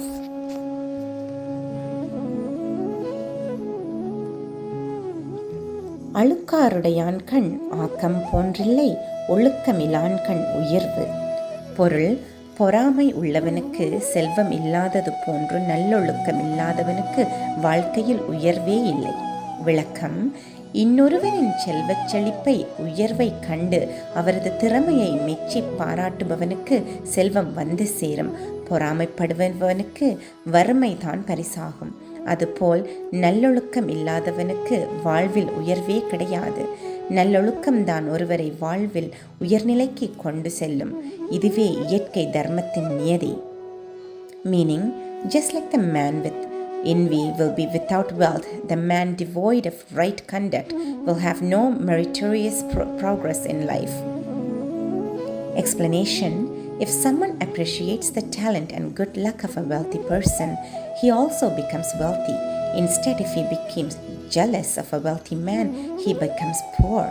In the same way, there is no meritorious progress for the one who is devoid of good conduct. It is good conduct that takes one to a higher level of merit in life. That is the law of this universe. நன்றிக்கு வித்தாகும் நல்லொழுக்கம் தீயொழுக்கம் என்றும் இடும்பை தரும். பொருள்: அனைத்து அறவழியிலான நன்மைகளுக்கு நல்லொழுக்கம் அடிப்படையாகும். தீய ஒழுக்கம் எக்காலத்திலும் துன்பத்தையே தரும். விளக்கம்: நாம் அறவழியில் செயற்பட நல்லொழுக்கமானது அவசியம். அதனால் இவ்வுலக வாழ்விலும் மறுவுலக வாழ்விலும் நன்மை மகிழ்ச்சி அடையலாம். ஆனால் நமது தீய ஒழுக்கமானது இவ்வுலக வாழ்வில் மட்டுமின்றி வரப்போகும் வாழ்விலும் துன்பத்தையே தரும். இன்பமோ நன்மையோ வேண்டுமாயின் ஒழுக்கத்தை பேணுவதே ஒரே வழி. Meaning, good conduct is the seed for virtuous benefits. Misconduct always causes suffering. Explanation: good conduct is essential for us to live based on virtues that will yield all the benefits in this life and life after. But misconduct is the seed for all of our suffering in this life and life after. Living with good conduct is the only way for happiness and all benefit.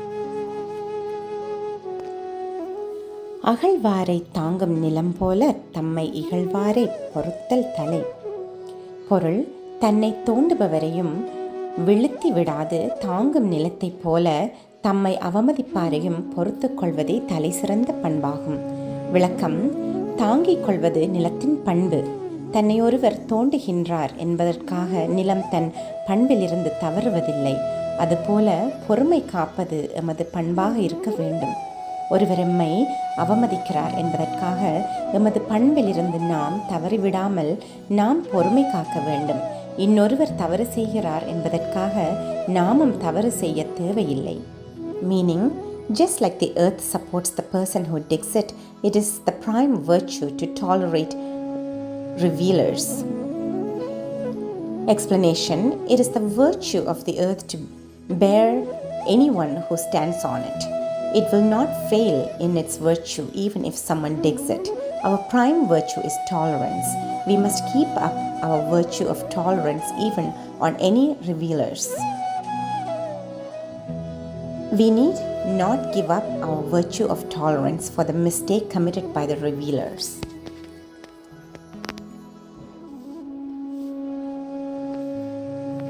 பொறுத்தல் இறப்பினை என்றும் அதனை மறத்தல் அதனினும் நன்று.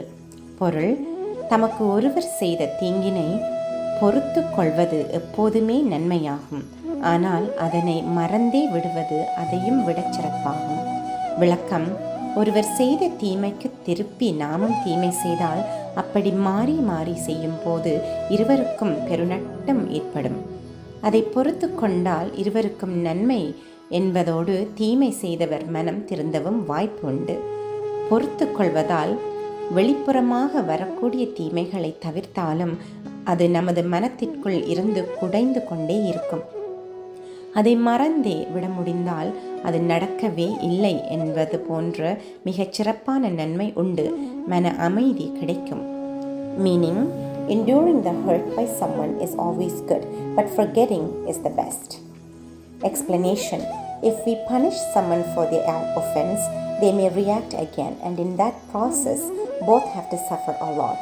If we can endure that, the damage will be avoided.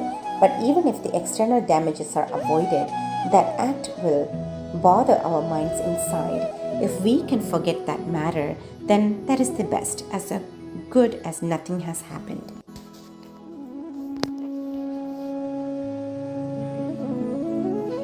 இன்மையுள் இன்மை விருந்தொரால் வன்மையுள் வன்மை மடவார் பொறை. பொருள்: விருந்தினரை எதுவும் கொடாது ஒதுக்கி விடுவதே வறுமையுள் கடும் வறுமையாகும். அறிவற்றவரை அவர் செய்யும் தீமையை பொறுப்பது வல்லமையில் சிறப்பான வல்லமையாகும். விளக்கம்: பசியோடு ஒருவர் வந்தால் அவருக்கு உணவு கொடுப்பதே இல்லற வாழ்வின் அடிப்படை கடமையாகும். அதையே செய்ய முடியாதளவு வறுமை என்றால் அதுவே மிக மோசமான வறுமை. அதே போல நாம் எத்தனையோ விடயங்களை எமது வல்லமையால் சாதிக்கலாம். ஆனாலும் ஒருவர் காரணமின்றி எமக்கு துன்பம் செய்கிறார் என்றால் அதற்கு அவரது அறிவின்மைதான் காரணம் என்று உணர்வது மிக்க கடினம். அப்படி உணர்ந்து அவரை மன்னிப்பதற்கு மிகப்பெரிய மனவலிமை வேண்டும். Meaning, poverty to discard a guest is the most severe one. The strength to bear and forgive the hurting of an ignorant one is the highest order. Explanation: giving something to eat to someone as a guest who comes hungry to their house is the basic duty of a householder. If he cannot do that because he is so poor, his poverty is of the highest order.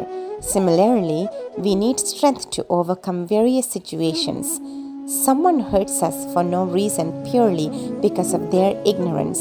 The strength needed to bear and forgive the harm or hurt caused by an ignorant person is of the highest order.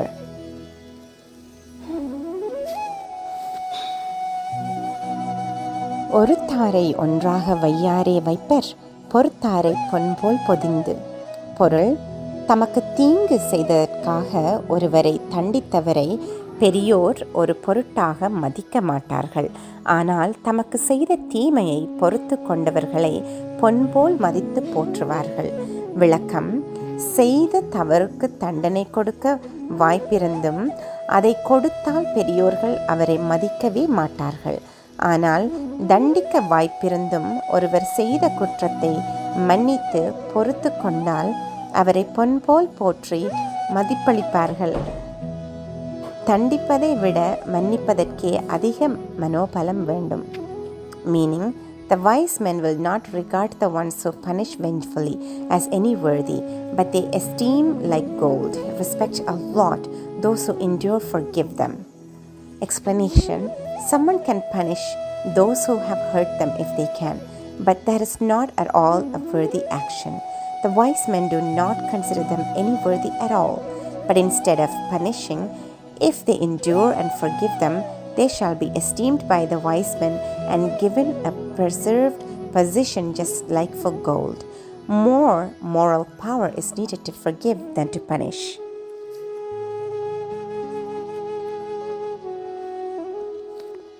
ஒருத்தார்க்கு ஒரு நாளை இன்பம், பொறுத்தார்க்கு பொன்றும் துணையும் புகழ்.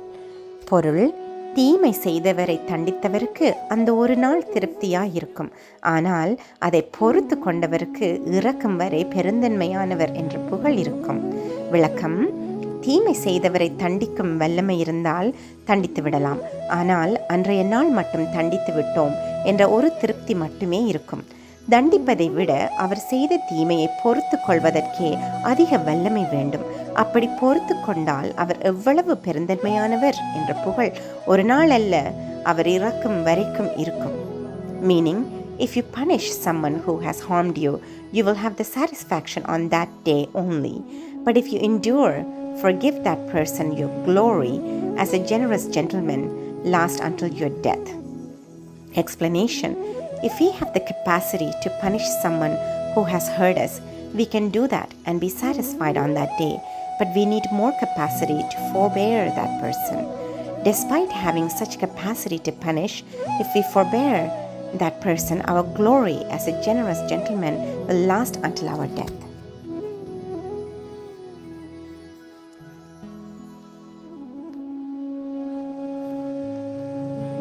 உண்ணாது நோட்பார் பெரியர், பிறர் சொல்லும் இன்னாச்சொல் நோட்பாரின் பெண்.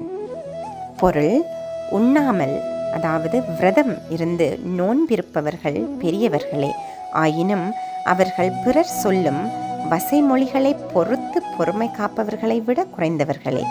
விளக்கம்: நாம் உண்ணாமல் விரதம் நோன்பு இருக்கலாம், அது சிறப்பான விடயம்தான்.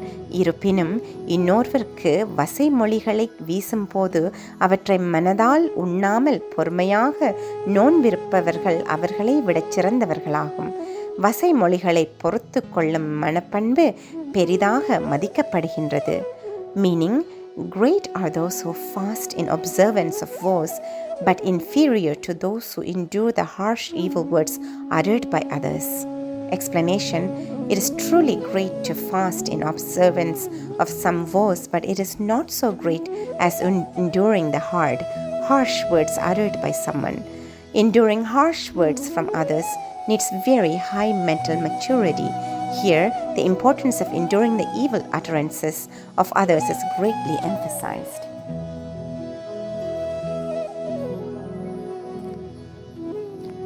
அறநாக்கம் வேண்டாதான் என்பான், பிறநாக்கம் பேணாதழுகறுப்பான். பொருள்: அறமும் செல்வமும் தேவையில்லை என்று இருப்பவனே பிறரின் செல்வத்தில் மகிழ்ச்சி அடையாமல் பொறாமைப்படுவான். விளக்கம்: மனிதனுடைய ஏற்றமும் இறக்கமும் அவனுடைய எண்ணங்களிலேயே தங்கியுள்ளது. எண்ணங்கள் தூய்மையானவையாக இருந்தால் செல்வமும் அறமும் சேரும். இன்னொருவர் செல்வந்தராக இருப்பதை பார்க்கும்போது மனம் தூய்மையாக இருந்தால் மகிழ்ச்சி அடைவான், அசுத்தமாய் இருந்தால் பொறாமை கொள்வான். பொறாமை என்பது மனிதனை அறுக்கும் நோயாகும். Meaning: the one who does not need wealth and virtue feels jealousy about the wealth of another person instead of feeling happy for them. Explanation: the ups and downs in the life of a man depend on his thoughts. If his thoughts are pure, wealth and virtue accumulate. If he has pure thoughts, he will feel happy when sees the wealthy person. If he does not have pure thoughts, he feels jealousy of that wealthy man. Jealousy is a horrible disease.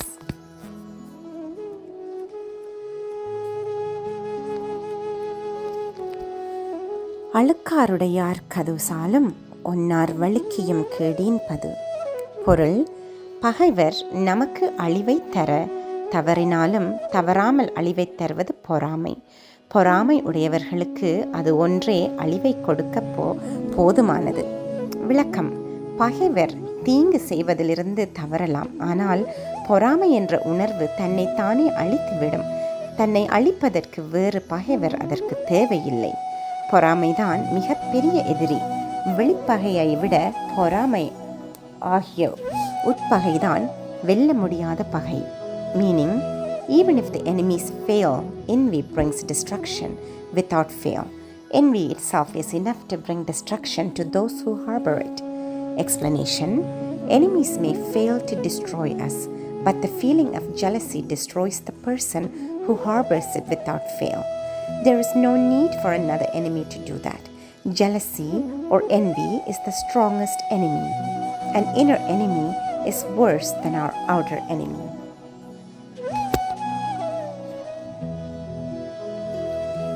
கொடுப்பதழுகறுப்பான் சுற்றம் உடுப்பதும் உண்பதும் இன்றி கெடும். பொருள்: ஒருவன் மற்றவர்களுக்கு கொடுப்பதைக் கண்டு பொறாமைப்படுபவனுடைய உறவினர் உடைகளும் உணவும் இன்றி அழிந்து போவர். விளக்கம்: ஒருவர் இன்னொருவருக்கு கொடுக்கிறார் என்றால் நாம் சந்தோஷப்பட வேண்டும்.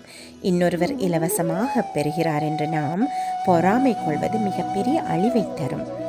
ஒருவருடைய பொறாமை என்னும் உணர்வினால் வரும் எதிர்மறை சக்தி அவரை மட்டுமல்லாமல் அவருடைய சுற்றத்தவர்களை கூட மோசமாக அழித்துவிடும். உண்ண உணவு, உடுக்க உடை கூட இல்லாமல் அழிந்து போவார்கள். Meaning, the relations of a person who feels jealous about a gift given to someone will be ruined without food and clothing. Explanation: when a person gives something to someone, we must be happy. Instead, if we get jealous thinking that someone is getting something for free, that will ruin us.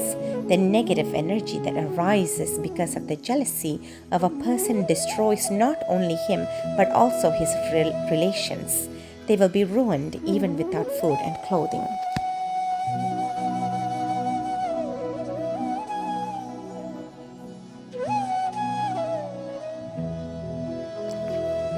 நடுவின்றி நன்பொருள் வெகின் குடிபொன்று குற்றமும் அங்கே தரும். பொருள்: நீதி இல்லாமல் இன்னொருவரின் சிறந்த பொருளை அபகரிக்க விரும்பினால் அவரது குடும்பமும் அழிந்து அங்கே பாவத்தையும் தரும்.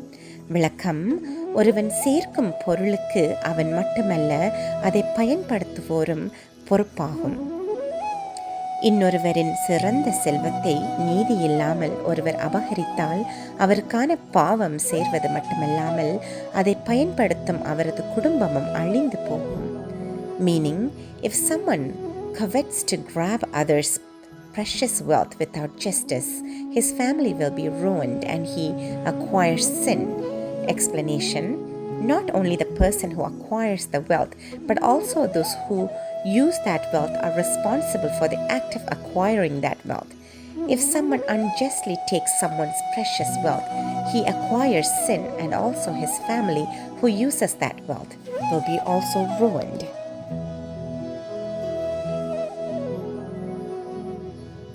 கண்ணின்று கண்ணறச் சொல்லினும் சொல்லற்க முன்னின்று பின்னோக்கா சொல். பொருள்: பாதகமான பின்விளைவுகளை கருதாத சொற்களை ஒருவர் கண்ணெதிரே நிற்கும் போது கண்மூடித்தனமாக சொன்னாலும் அவர் நேரில் இல்லாத போது சொல்லாதீர்கள். விளக்கம்: ஆத்திரப்பட்டு கண்மூடித்தனமாக வரக்கூடிய பாதகமான விளைவுகளை சிந்திக்காமல் நாம் ஒருவரை நேருக்கு நேர் திட்டினால் அது நமக்கு பாதகமாக விளைவுகளை தரும். ஆயினும் மறைபொருளாக எதுவும் இல்லாததால் காலப்போக்கில் அது மறக்கப்படும். ஆனால் ஒருவர் இல்லாத போது நாம் அப்படி செய்தால் அதை அறியும் போது அது அவரது மனதில் மறக்க அல்லது மன்னிக்க முடியாத ஒன்றாகிவிடும். நேருக்கு நேர் திட்டுவதால் ஏற்படும் தீமையை விட ஒருவர் இல்லாத போது புறங்கூறினால் அது இன்னும் மிக மோசமான தீமையை தரும். Meaning, even if you utter harsh words worthlessly, face to face without considering the consequences, do not do that in someone's absence. Explanation: if we utter harsh words face to face ruthlessly without considering the adverse consequences, we will have to suffer. But that will be forgotten after some time because there is nothing hidden. If we do that in someone's absence, when he comes to know that, it will be in his mind forever being unsolved. So it will be much more severe if you do that in someone's absence than face to face. So never engage in backbiting.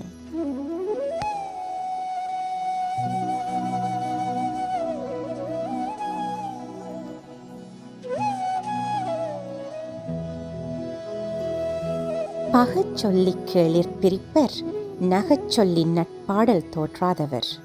பொருள்: சிரிக்கத்தக்கதாக பேசி நட்பு கொள்ள தெரியாதவர் வெறுக்கத்தக்கதாக புறங்கூறி உறவுகளை பிரித்து விடுவார்கள். விளக்கம்: சிரிக்கக்கூடியதாக பேசி நட்பாக இருப்பதே உத்தமமாகும். நண்பர், உறவினர் நேருக்கு நேர் பழிச்சொல் கூறினாலும் பின்னர் அதை மறந்து விடுவார்கள். ஆனால் ஒருவர் இல்லாத போது அவரை பற்றி இழிவாக பேசியதை அறிந்தால் அதை அவர்களால் மறக்கவே முடியாது. பிரிந்து சென்று விடுவார்கள்.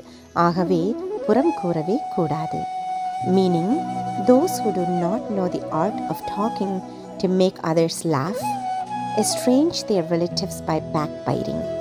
Explanation: being humorous is a very good art at keeping others friendly. They may forget and forgive if someone says any hurting words face to face, but if they come to know about someone who was backbiting, then their relationship will come to an end. It is best to be humorous and friendly.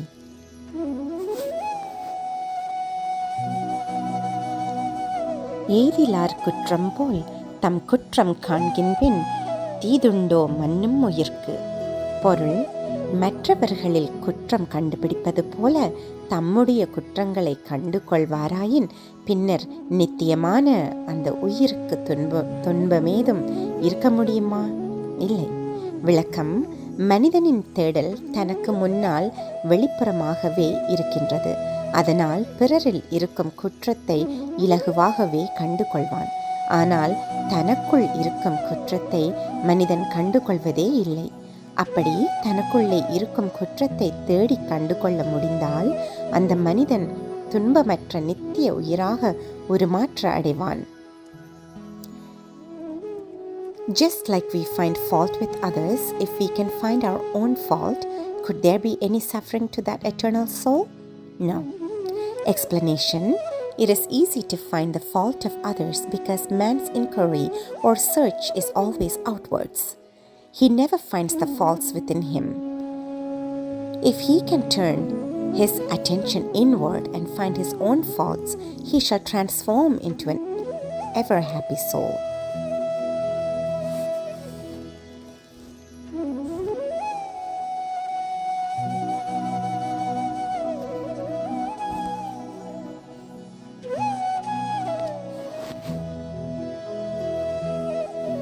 சொல்லுக சொல்லிற் பயனுடைய சொல்லற்க சொல்லிற் பயனிலா சொல். பொருள்: பயனுடைய சொற்களையே சொல்லுங்கள், பயனில்லாத சொற்களை சொல்லாதீர்கள். விளக்கம்: மௌனமே நிறைவை, அமைதியை தரக்கூடியது. அவசியமான நல்ல பயனை தரும் சொற்களை மட்டுமே நாங்கள் பேச வேண்டும். அனாவசியமான சொற்களை நாம் பேசிக்கொண்டிருப்பதனால் எமது மனதில் வலிமையான நேர்பேராற்றலை இழந்து மனநிறைவு, அமைதியை, ஆனந்தத்தை இழக்கின்றோம். அதனால் பயனற்ற சொற்களை தவிர்ப்போம். Meaning: speak only useful words and never speak unnecessary words. Explanation: silence gives us inner peace and happiness. The more we speak, the more we lose our vital energy and become unhappy. We have to speak only for the useful purpose reasons. In order to be peaceful and happy, avoid speaking unwanted words.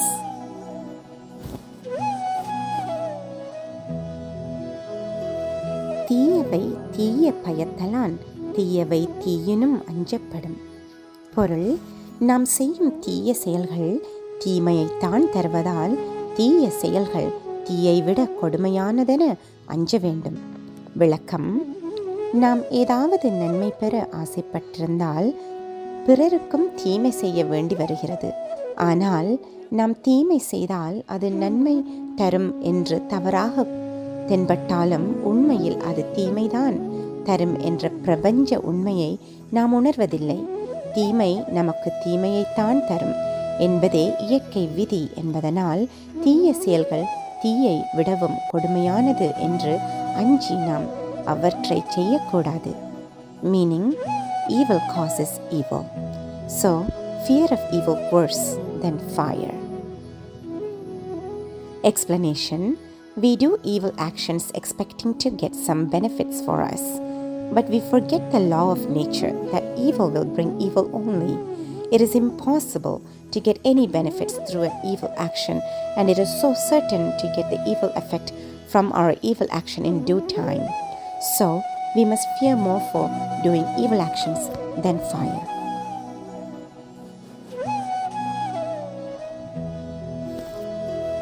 ஊருணி நீர் நிறைந்தற்றே உலகவாம் பேரறிவாளன் திரு. பொருள்: உலக நன்மையையே விரும்புகின்ற பேரறிவாளனின் செல்வமானது ஊர் மக்களின் பொது குளத்தில் நீர் நிறைந்திருப்பதை போன்றது. விளக்கம்: ஊருக்கு பொதுவான குளத்தால் அனைவரும் பயன்பெறுவர். நான் மட்டும் வாழாது எல்லோரும் வாழ வேண்டும் என்று நினைப்பவர்தான் உண்மையான அறிவுள்ள பெரியார். அப்படியான பேரறிவுள்ள பெரியோரிடத்தில் செல்வம் இருந்தால் அதனால் சூழவிருக்கும் மக்கள் அனைவருமே பயனடைவர். அவ்வாறு அனைத்து மக்களும் நன்றாய் வாழ வேண்டுமென்ற பரந்த அறிவுள்ளவர்களாக நாமும் வாழ வேண்டும். Meaning, the wealth of a wise man who wishes for the welfare of the world is like the water filled in the lake used by the entire village. Explanation: the entire village people will benefit from the common water tank. A selfless person who wishes for the benefit of all is a real wise man. If such a wise man gets wealth, everyone will be benefited. We also must transform into such wise men.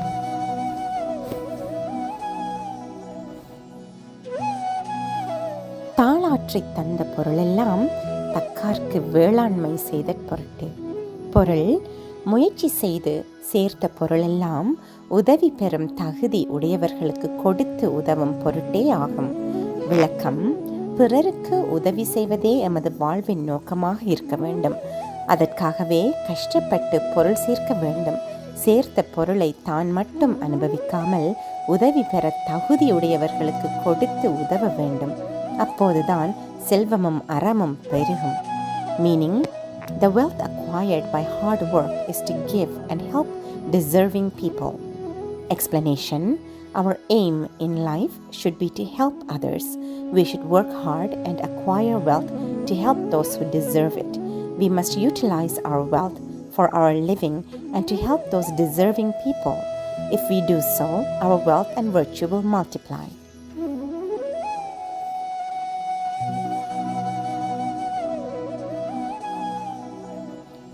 இன்னா திறக்கப்படுதல் இறந்தவர் இன்முகம் காணும் அளவு. பொருள்: யாசிப்பவரை பார்த்து இறக்கப்பட்டு கொண்டிருக்கும் துன்பமானது யாசிப்பவரின் மகிழ்ச்சியான முகத்தை காணும் வரைக்குமே. விளக்கம்: இன்னொருவர் துன்பப்படுவதை பார்க்கும்போது நாமும் இறக்கப்பட்டு துன்பமடைவோம். அவருக்கு செய்யக்கூடிய உதவியை செய்தவுடன் அவரது முகம் மலர இருவருமே சந்தோஷப்படுவோம். அதனால் செய்யும் அந்த உதவியை தாமதியாமல் உடனே செய்துவிட்டால் அத்துன்பமும் உடனே மறைந்துவிடும். Meaning, the pain of watching the pleading of a beggar lasts until seeing the happy face of that beggar. Explanation: we will be in pain due to the feelings of sadness for the beggar who pleads for something. As soon as we do the possible help we can, his face will be bright and we also will be happy. So we have to do that help right away without any delay so that both can be happy right away. அற்றார் அளிப்பசி தீர்த்தல் அவ்வொருவன் பெற்றான் பொருள்வை பொழி. பொருள்: வறியோரின் கொடுமை பசியை போக்கும் ஒருவன் தன் பொருளை சேமித்து வைக்கும் இடத்தை பெற்றுவிட்டான். விளக்கம்: தேவைக்கு பயன்படுத்தி மீதியை பின்னர் தேவைப்படும் போது பயன்படுத்த அதை சேமித்து வைக்க வேண்டும். உலகப் பொருள்களை சேமிப்பதை விட பசியானவர்களின் பசியை போக்கி வரும் தர்மமாக சேமிப்பதே அதி உச்ச பாதுகாப்பான சேமிப்பாகும். Meaning, he who removes the worst hunger of the poor got the right saving place for his wealth. Explanation: we save the balance after using whatever is needed so that we can use it whenever we need it again. The safest way to save is not by worldly means but as our good virtue by removing the hunger of the poor.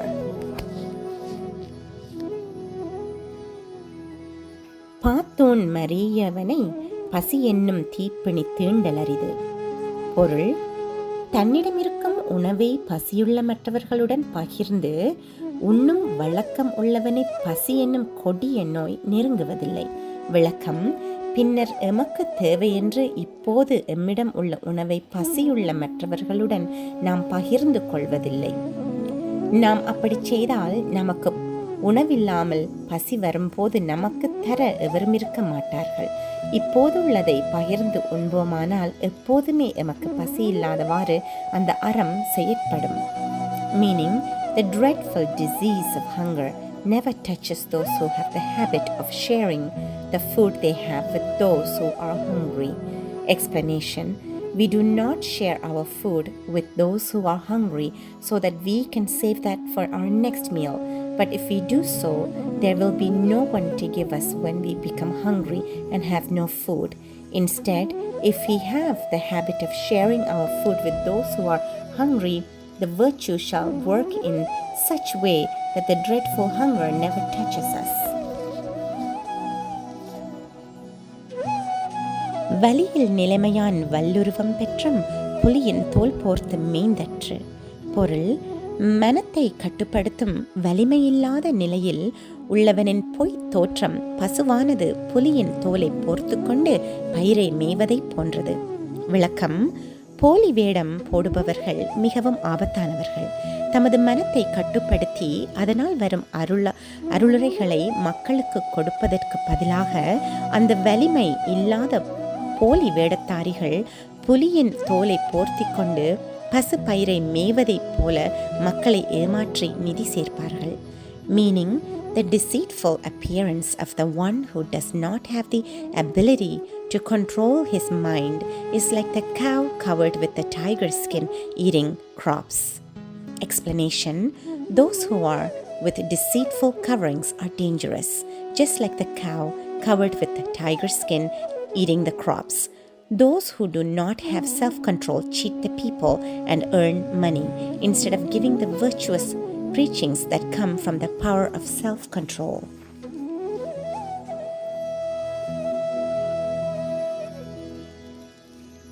மலித்தலும் நீட்டலும் வேண்டா உலகம் பழித்த தொழித்துவிடும். பொருள், உலக உத்தமர்கள் இழி செயல்கள் என்று இகழக்கூடிய விடயங்களை விட்டுவிட்டால் வெளித்தோற்றங்களான தலை மொட்டையடிப்பதோ சடாமுடி வளர்ப்பதோ தேவையில்லை. விளக்கம்: தம்மை நல்லொழுக்க சாதனையாளர்கள் என்று காண்பிக்க சிலர் மொட்டையடித்தோ அல்லது சிலர் சடாமுடி வளர்த்தோ வேடங்களை போட்டுக்கொள்கின்றார்கள். உண்மையில் வேடங்கள் அவசியமில்லை.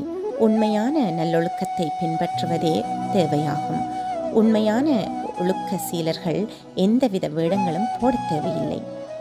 Meaning, neither a shaven head nor long matted locks are necessary if one abstains from those acts condemned by the wise men of the world. Explanation: some resort to taking the outer appearance of shaven heads or long matted locks to prove that they are followers of good conduct. In fact, the outer appearances are unnecessary. What is needed is to follow good conduct. Real followers of good conduct do not need any special outer look.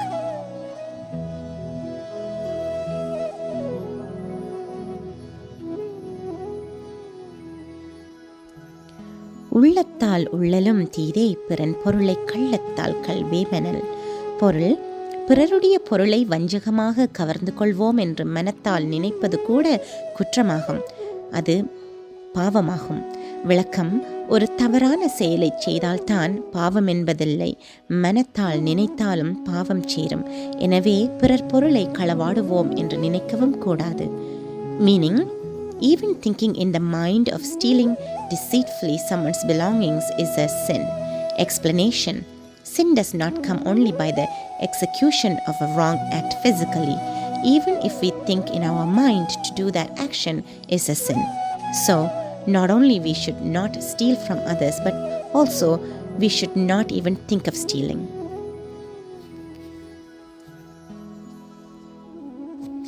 வாய்மை எனப்படுவது யாதெனின் யாதொன்றும் தீமை இல்லாத சொலன். பொருள், உண்மை பேசுதல் என்பது என்னவென்றால் பிறருக்கு எந்த ஒரு தீமையும் இல்லாதவாறு சொல்வதாகும். விளக்கம்: உண்மை என்பது பேசும் சொற்கள் வெளிப்படுத்தும் கருத்தை கொண்டு தீர்மானிக்க முடியாது. அதனால் விளைகின்ற பயனை பொறுத்தே அது தீர்மானிக்கப்படும். உண்மையை சொல்வதால் தீமைதான் விளையும் என்றால் அதை உண்மை என்று கொள்ள முடியாது. நன்மை தருமாறு பேசுவதே வாய்மையாகும். Meaning: truthfulness means saying words that cause no harm to others. Explanation: truthfulness is not merely telling the facts. It depends on its effect on others. If telling the facts causes harm to others, that cannot be considered as truth. Truthfulness is speaking words so that it does not cause any harm to anyone.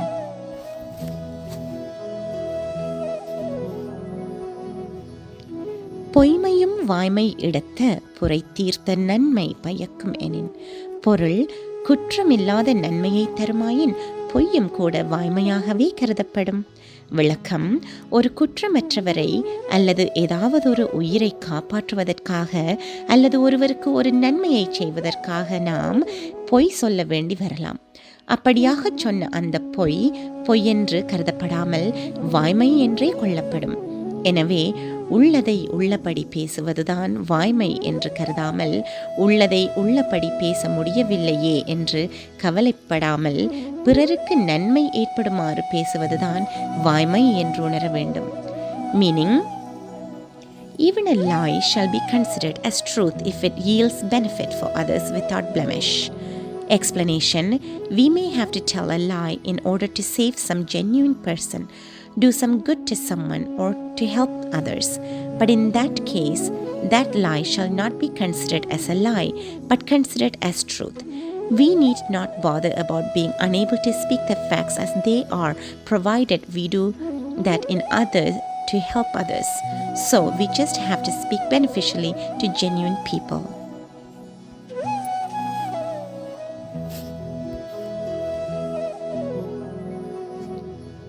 தன் நெஞ்சறிவது பொய்யற்க பொய்த்த பின் தன் நெஞ்சே தன்னை சுடும். பொருள், தன் மனம் அறியக்கூடியதாக பொய் சொல்லாதீர்கள். அப்படி பொய் சொன்னால் பின்னர் தன் மனச்சாட்சியே தன்னை வாட்டும். விளக்கம், பொய் சொல்லாமல் தூய்மையாக இருக்கும் போதே மனம் நிறைவாக இருக்கும். அது எமது இயல்பு. அந்த இயல்பான தன்மையில் இருந்து தவறும் போது எமது மனம் சஞ்சலப்படும். அதனால் எமது மனமே எம்மை துன்புறுத்தும். நாம் பொய் சொன்னால் பாதிக்கப்பட்டவர் எம்மை வருத்தாவிட்டாலும் எமது மனமே எம்மை வாட்டி வதைக்கும். அதனால் நாம் எப்போதும் உண்மை பேசுபவர்களாக இருக்க வேண்டும்.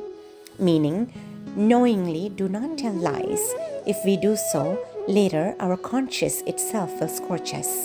Explanation, it is human nature to be honest. If we are honest, we shall be peaceful. If we tell lies against our own nature, even if the person affected does not react, our own conscience itself will scorch us. So we should avoid telling lies at any cost. உள்ளத்தால் பொய்யாதொழுகின் உலகத்தார் உள்ளத்துள் எல்லாம் உளன். பொருள், தன் உள்ளுணர்வுக்கு உண்மையானவனாக வாழ்ந்தால் ஒழுகுபவனானால்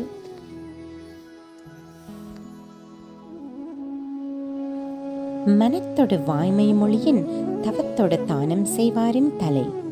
பொருள், மனத்தின் முழு ஈடுபாட்டோடு உண்மையை பேசுபவன் தவத்தோடு தானம் தர்மங்களை செய்பவரை விட சிறந்தவரானாவான். விளக்கம், பிறர் நன்மையை வேண்டி செய்வதே தான தர்மங்களாகும். பிறர் நன்மையை மனத்தால் நினைத்தால் அதுவே தவமாகும். பேசுகின்ற அனைத்திலும் பிறர் நன்மையை வேண்டி பேசுவதே வாய்மை, அதாவது உண்மை. எனவே மனத்தால் பிறர் நன்மையை வேண்டி வாய்மையை பேசுகின்ற போது அதில் மனம், சொல், செயல் மூன்றுமே சேர்கின்றது. எனவே மன ஈடுபாட்டோடு வாய்மையை பேசுகின்றவன் தனியே தானங்களையோ அல்லது தவத்தையோ செய்பவரை விட சிறந்தவனாகின்றான். Meaning, those who speak the truth from their heart are superior to those who do penance and charity. Explanation, truth in action is charity. Truth in mind is penance. Truth in mind, words and action are there when speaking the truth from the heart. Therefore, speaking the truth from the heart is superior to charity and penance.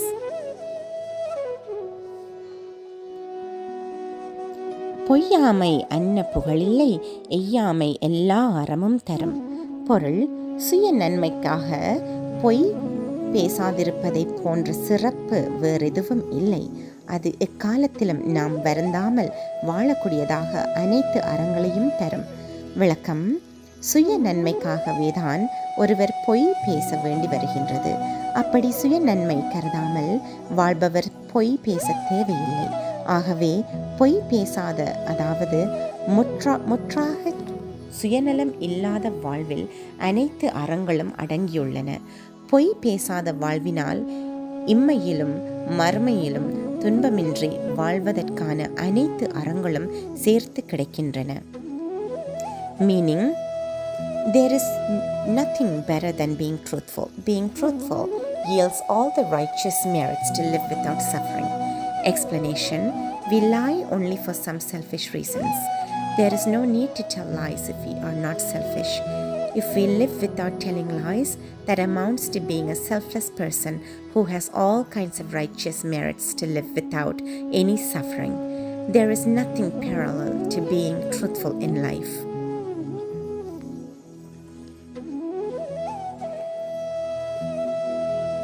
புறம் தூய்மை நீரான் அமையும், அகம் தூய்மை வாய்மையால் காணப்படும். பொருள், புற உடலில் தூய்மை நீரால் சாத்தியமாகும். நமது உள்ளத்தின் தூய்மை உண்மை பேசுவதால் சாத்தியமாகும். விளக்கம், நமது உடலில் இருக்கும் அழுக்குகளே நமது நோய்களுக்கு காரணமாகின்றது.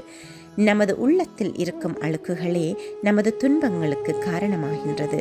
உடல் அழுக்குகளை நீரால் போக்குவதைப் போல நாம் உண்மை பேசுவதால் மட்டுமே நமது உள்ளத்தில் உள்ள அழுக்குகளை போக்கலாம். Meaning, external purity is possible with water. In the same way, the purity of our inner personality, the heart, is possible with truthfulness. Explanation, if we keep our body dirty, we become sick. If we keep our minds dirty, we become unhealthy. We can purify our body with water, and in the same way, we can purify our mind only by being truthful. யாம் மெய்யா கண்டவற்றுளில்லை எனை தோன்றும் வாய்மையின் நல்ல பெற. பொருள், நாம் மெய் நூல்களாக அறநூல்களாக கண்ட எவற்றிலுமே உண்மை பேசுதலை விடச் சிறந்த அறம் வேறெதுவும் எவ்வகையிலும் இல்லை. விளக்கம், எது அறம் எது அறமில்லை என்று அறநூல்கள் மெய்நூல்கள் விளக்குகின்றன. அவை எல்லாமே உண்மை பேசுதலையே மிகச்சிறந்த அறமாகச் சொல்கின்றன. உண்மை பேசுதலே அனைத்து அறங்களினதும் அத்திவாரமாகும். Meaning, in all the holy books we found those who talk about virtues. By all means, there is nothing that excels the speaking truth. Explanation, the books that talk about virtues explain which are virtues and which are not. They all conclude that telling the truth is the prime virtue. Telling the truth is the base of all virtues.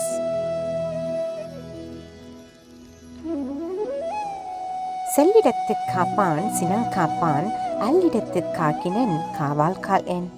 பொருள், தன் கோபத்தை செலுத்தக்கூடிய இடத்தில் கோபம் கொள்ளாமல் காப்பவனே உண்மையில் கோபத்தை காத்து கொள்கின்றான்.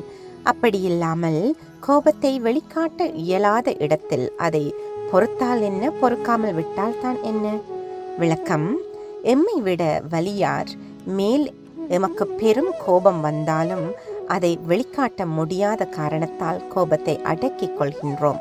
ஆனால் அதை வைத்துக்கொண்டு கோபத்தை வென்றுவிட்டோம், அடக்கினோம் என்று சொல்ல முடியாது. எமது கோபத்தை வெளிக்காட்டக்கூடிய சாதிக்கக்கூடிய எம்மை விட மெலியார் மேல் கோபம் வரும்போது அதை அடக்கி கொண்டோமானால், எதிர்வினை ஆற்றாமல் இருப்போமானால் அதைத்தான் எமது சாதனையாக நல் முயற்சியாக எடுத்துக்கொள்ளலாம். அதைத்தான் நாம் பயிற்சிக்க வேண்டும். Meaning, the one who refrains from anger towards someone on whom he can retaliate does refrain from anger. If not, you refrain from anger on someone because you could not express it, no matter whether you refrain or not. Explanation, when we get very angry with someone more powerful than us, we refrain from that anger. But that can't be considered as we have refrained from anger. If you refrain from anger with someone weaker than you, on whom you can express it and retaliate, then you have refrained from anger. So it is a good moral exercise to refrain from anger on those who are weaker than us.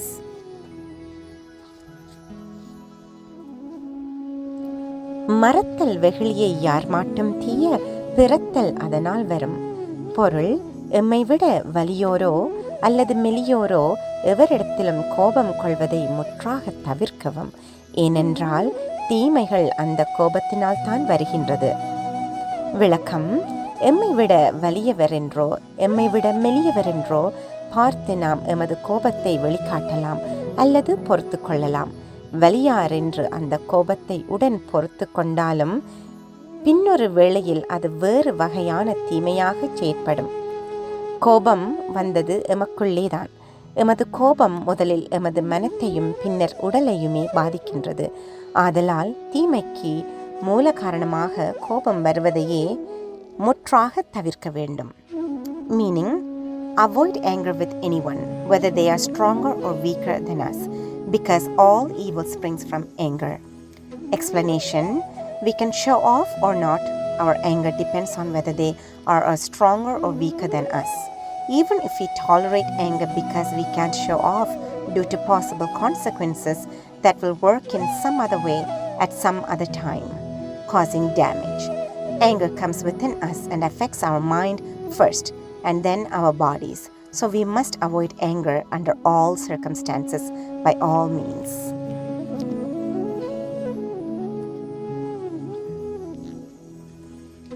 நகையும் உவகையும் கொல்லும் சினத்தின் பகையும் உளவோ பிற. பொருள், முகச்சிரிப்பையும் அக மகிழ்ச்சியையும் இல்லாதொழிக்கும் கோபத்தை விட கொடிய பகைவர் வேறுண்டோ? இல்லை. விளக்கம், எதிரிகள் துன்பம் தந்தாலும் கூட நாம் எமது புன்னகையையும் மகிழ்ச்சியையும் பேணலாம். ஆனால் கொடிய கோபம் வந்துவிட்டால் மனம் கொதிப்படைந்து மகிழ்ச்சியையும் சிரிப்பையும் இழப்பதோடு எமது சுய பாவமும் போய் முகமும் கோரமாக மாறிவிடும். எந்த பகைவர்களும் அந்தளவுக்கு எம்மை வருத்த முடியாது. நமது கோபமே எமது மிகப்பெரிய எதிரி. Meaning, is there any worse enemy than wrath that destroys our smile and joy? No. Explanation, our enemies can cause damage to us, but still we can choose to keep up our smiles and happiness. But when we get very angry, we lose ourselves, our total personality, our stability, peace and happiness. So the wrath is our worst enemy. தன்னைத்தான் காக்கின் சினம் காக்க காவாக்கால் தன்னையே கொல்லும் சினம். பொருள், தன்னை துன்பங்கள் வராமல் தானே காப்பாற்ற வேண்டுமானால் தனக்கு கோபம் வராதவாறு பாதுகாப்பானாக. அப்படி பாதுகாக்கவில்லை என்றால் அக்கோபமானது தன்னையே வருத்தி அழித்துவிடும். விளக்கம், எமது பெரும்பாலான துன்பங்களுக்கு எமது கோபமே காரணமாகிறது. நாம் கோபம் கொள்ளும் போது உணர்ச்சி வசப்பட்டு பகுத்தறிவு செயலிழப்பதனால் விளைவுகளை சிந்திக்காமல் செயற்பட்டு மிகப்பெரிய தவறுகளை செய்து எமது துன்பத்திற்கோ அழிவிற்கோ காரணமாகி விடுகின்றோம். அதனால் நாம் உரிய முன் யோசனையால் கோபம் கொள்ளாதிருக்க பழகி கொள்ள வேண்டும். Meaning, if you want to protect yourself from miseries, you must protect yourself from your anger. If you do not do that, your anger will destroy you. Explanation, most of our problems comes because of our anger. When we get angry, we become very emotional, lose our discriminative power, and commit mistakes that cause great damage to us. So, if we want to guard ourselves from such damage, we have to guard ourselves against our anger through proper discipline and discrimination.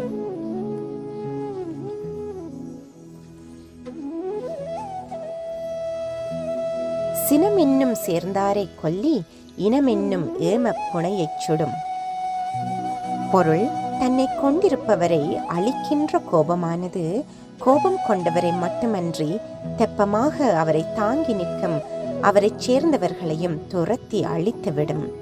விளக்கம், கோபமானது கோபம் கொண்டவரை வதைப்பது மட்டுமல்லாது அவருக்கு பாதுகாப்பாக இருக்கும் அவரைச் சேர்ந்தவர்களையும் தன்னில் இருந்து விரட்டி அழித்துவிடும். எனவே மிகப்பெரிய நாசகாரியான எமது கோபத்தை குறைத்து அது வராமல் இருப்பதற்கு எம்மால் ஆன அனைத்து வழிமுறைகளையும் கையாள வேண்டும். Meaning, the anger that destroys the person who gets it chases away and destroys his safeguarding members also. Explanation, anger is the greatest enemy because it will not only destroy the person who gets it but also chase away and destroy his safeguarding members. So it is most important that we must subdue and annihilate our anger by all means. சினத்தை பொருளென்று கொண்டவன் கேடு நிலத்தரைந்தான் கை பிழையாதற்று. பொருள், நிலத்திற்கு அடிப்பவனின் கைக்கு தான் வலிக்கும் என்பது உறுதி போல கோபத்தை தன் ஆற்றல் என்று எடுத்துக்கொள்பவனின் அழிவு உறுதியாகும். விளக்கம்: நமக்கு பலம் இருப்பதாக நினைத்து நிலத்திற்கு ஓங்கி அடிப்பதால் உண்மையில் நிலத்திற்கு பாதிப்பு ஏற்படாது, எமது கைகளுக்குத்தான் வலிக்கும். அதுபோல எமக்கு கோபம் வந்தால் நாம் இன்னும் பலமாக தாக்குகின்றோம் என்று நினைத்து செயற்பட்டாலும் உண்மையில் அது எம்மைத்தான் அதிகமாக வதைக்கும். எனவே கோபம் எமது பலவீனமே தவிர பலம் அல்ல என்பதை உணர வேண்டும். Meaning, the destruction of a person who takes his anger as his power is so sure as the one who hits the ground gets his hand hurt. Explanation: if we think we can hit the ground hard with our hand gets hurt and not the ground. Similarly, if a person takes his anger as a sign of his power, he will surely destroy himself. So let us understand that anger is our weakness and not our strength.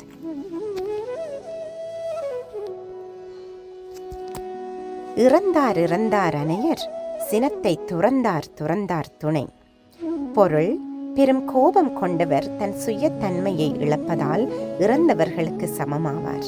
கோபத்தை முற்றிலும் விட்டு விலகியவர் உலக கட்டுகளிலிருந்து விடுபட்ட ஞானியருக்கு சமமாவர். விளக்கம்: அளவு கடந்த கோபம் கொண்டவர் அவரது சுயத்தன்மையில் இருந்து இறந்து விடுகிறார். வேறொரு மிருகம் போல் செயற்படுவார். ஆனால் கோபமே வராத நிலையில் தன்னை நிலைநிறுத்தி கொண்டால் ஞானியருக்கு சமமாகி விடுவர். Meaning, those who are caught up in extreme anger are like dead as they lose their personality. Those who have conquered anger are like saints who have renounced the world.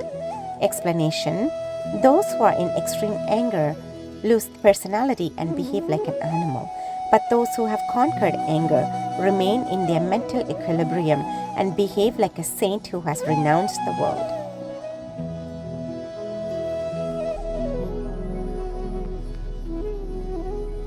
சிறப்பீனும் செல்வம் பெறினும் பிறர்க்கின்னா செய்யாமை மாசற்றார்கோள். பொருள்: மேன்மைகளை தரக்கூடிய செல்வங்களை அடைவதாய் இருந்தாலும் அதற்காக கூட மற்றவர்களுக்கு தீமை செய்யாதிருந்தாலே தூய்மையான குற்றமற்ற மனதுடையோரது கொள்கையாகும். விளக்கம்: அழுக்காறு இல்லாத தூய்மையான மனம் உடையவர்களுக்கு ஒரு கொள்கை இருக்கும். எவ்வளவு மேன்மையான செல்வங்களாயினும் பிறருக்கு தீமைகளை செய்வதன் மூலம் அந்த பெரிய நன்மையை அடைய விரும்ப மாட்டார்கள். காரணம், அது உடனடியாக நன்மையாக தென்பட்டாலும் பின்னர் பேரழிவாக முடியும் என்பது அவர்களுக்கு நன்கு தெரியும். Meaning, it is the policy, conviction of pure-hearted people not to harm others, even to gain treasures that can give all high comforts. Explanation: the pure-hearted people maintain a policy in their life. They know that the treasure acquired by inflicting pain on others will not give them lasting benefits. They know for sure that they will get ruined at the end by such wealth, so they never do that.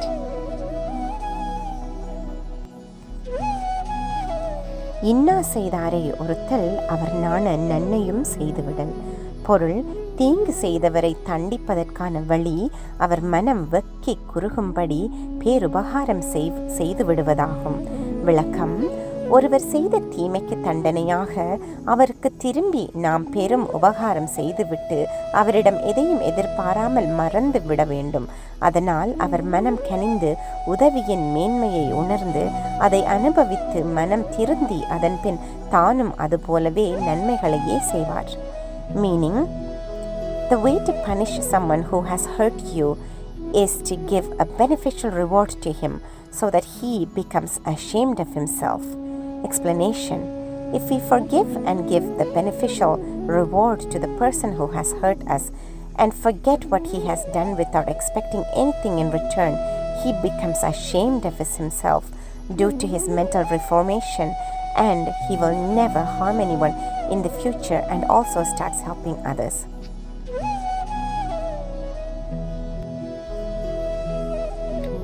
அறிவினால் ஆகுவதுண்டோ பெரிதென் நோய் தம் நோய் போல் போற்றா கடை. பொருள்: பிற உயிர்களின் துன்பத்தை தமது துன்பமாக கருதி செயற்படாவிட்டால் தாம் பெற்ற அறிவினால் ஏதாவது பயனுண்டோ? விளக்கம்: தனது கண் முன்னே மற்ற உயிரொன்று துன்பப்படுகின்றது என்றால் அதை தன் துன்பமாக கருதி அதை போக்கச் செயற்படுவதே அறிவார்ந்த செயலாகும். மெய்யறிவின் பயனே அதுதான். நாம் உண்மையில் உயர்வான அறிவுள்ளவர்களாகியின் அப்படித்தான் செய்வோம். இல்லாவிட்டால் எமது அறிவு பயனற்றதே. Meaning, what use of the true knowledge unless it prompts one to prevent the pain of another one, taking that as his own pain? Explanation: if we find someone suffering in front of us, the wise action is to act promptly to cure his pain, taking that as our own pain. That is how the truly knowledgeable person, wise man, should act. That is the purpose of true knowledge. Otherwise, his knowledge, wisdom, becomes useless.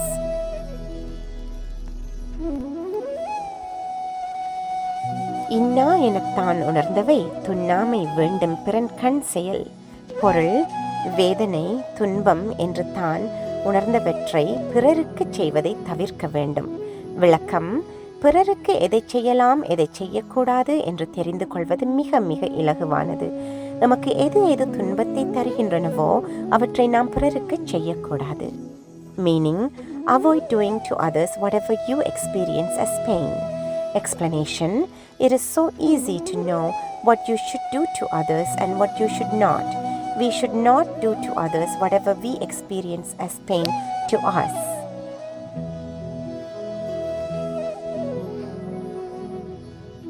தன்னுயிர்க்கு இன்னாமை தானறிவான் என்கொலோ மண்ணுயிர்க்கு இன்னா செயல். பொருள்: தனக்கு இன்னொருவரால் வரும் துன்பத்தை அனுபவித்தவன் இன்னொரு உயிர்க்கு துன்பம் செய்வது எவ்வாறோ? விளக்கம்: நாம் ஒருவருக்கு துன்பம் செய்தால் அது மீண்டும் இன்னொருவரால் எமக்கு கிடைக்கும் என்பது இந்த இயற்கையின் நியதி. இன்னொருவரால் துன்பம் தரப்படும் போது அந்த வேதனையை அனுபவமாக உணர்ந்த பின்னும் நாம் பிறருக்கு துன்பம் செய்கிறோம் என்றால் நமது அறியாமை, பேதமை எவ்வளவாக இருக்கிறது. நாம் விழிப்படைய வேண்டும். பிறருக்கு தீமை செய்யவே கூடாது. Meaning, how come the one who experiences the pain inflicted on him by another goes and inflicts pain on others? Explanation: the pain you cause to others will come back to you from someone else. That is the law of nature. How far we are ignorant to cause pain to others even after experiencing that pain given by others. We must become enlightened and cause no pain to others. பிறர்க்கின்னா முற்பகல் செய்யின் தமக்கின்னா பிற்பகல் தாமே வரும். பொருள்: முற்பொழுதில் பிறருக்கு துன்பம் செய்தால் பிற்பொழுதில் தமக்கே அத்துன்பங்கள் தாமாகவே வந்துவிடும். விளக்கம்: நாம் நமக்கு துன்பம் செய்ய மாட்டோம், ஆனால் பிறருக்கு துன்பம் செய்வோம். பிறருக்கு செய்யும் துன்பம் உண்மையில் நமக்குத்தான் திரும்பி வரும் என்பதை உணர்ந்தால் நாம் பிறருக்கு துன்பம் செய்வோமா? நாம் பிறருக்கு செய்யும் துன்பமே நமக்கு திரும்பி வருகின்றன. அதனால் நாம் பிறருக்கு துன்பம் செய்யவே கூடாது. Meaning, if we cause sorrow to someone in an earlier time, that will come back to us of its own in later time. Explanation: we don't hurt ourselves, but we hurt others. If we realize that only the pain we give to others comes back to us, will we do that? It is the fact that whatever pain or hurt we give to others comes back to us. So, if we do not want to hurt and be hurt, we should not hurt others.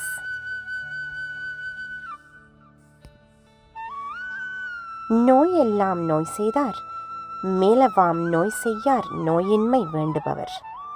பொருள்: துன்பங்களெல்லாம் துன்பம் கொடுத்தவர்களுக்கு தான் திரும்ப கிடைக்கின்றது. தனக்கு துன்பம் வேண்டாம் என்று நினைப்பவர் பிறருக்கு துன்பம் செய்ய மாட்டார்.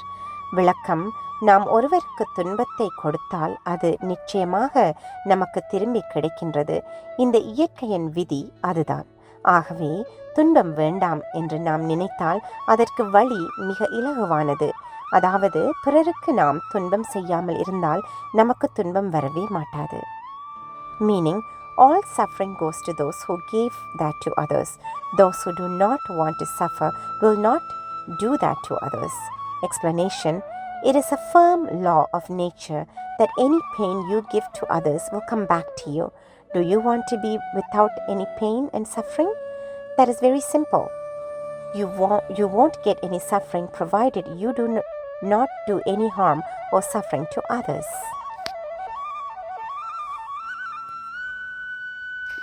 பற்றுக பற்றற்றான் பற்றினை அப்பற்றை பற்றுக பற்று விடற்கு. பொருள்: ஆசைகள் அற்றவராகிய இறைவன் மீதான அன்பினை பற்றி பிடித்து கொள்க. உலக பொருட்களின் மேலுள்ள ஆசைகளை விடுவதற்கு இறைவன் மீதான அப்பற்றை பிடித்து கொள்க. விளக்கம்: ஏதாவது ஒன்றை பற்றி பிடித்து கொள்வது மனித மனத்தின் இயல்பாகும். இந்த உலக பொருட்களில் பற்றுள்ள ஆசையினால் நாம் துன்பப்படுகின்றோம். மனம் இப்போது பிடித்து கொண்டுள்ள இந்த உலக பொருட்களின் ஆசைகளை விட்டு விடுவதற்கு ஒரே வழி உலகப் பொருட்களில் பற்றில்லாதவராகிய அந்த இறைவனை அன்பினால் பற்றி பிடித்து கொள்வதே ஆகும். மனம் இறைவனை பற்றிவிட்டால் உலகப் பற்றை விட்டுவிடும்.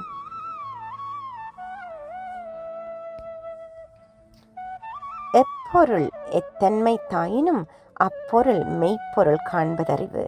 பொருள்: எந்தெந்த பொருள் தோற்றத்தில் எப்படியெல்லாம் இருந்தாலும் அதனுடைய உண்மை தன்மையை காண்பதே மெய்யறிவாகும். விளக்கம்: ஒரு பொருள் வெளித்தோற்றத்தில் எப்படியெல்லாமோ இருக்கலாம். அந்த வெளித்தோற்றங்களை நீக்கி அதன் உள்ளிருப்பை உண்மை தன்மையை அறிவதுதான் அறிவுடைமையாகும்.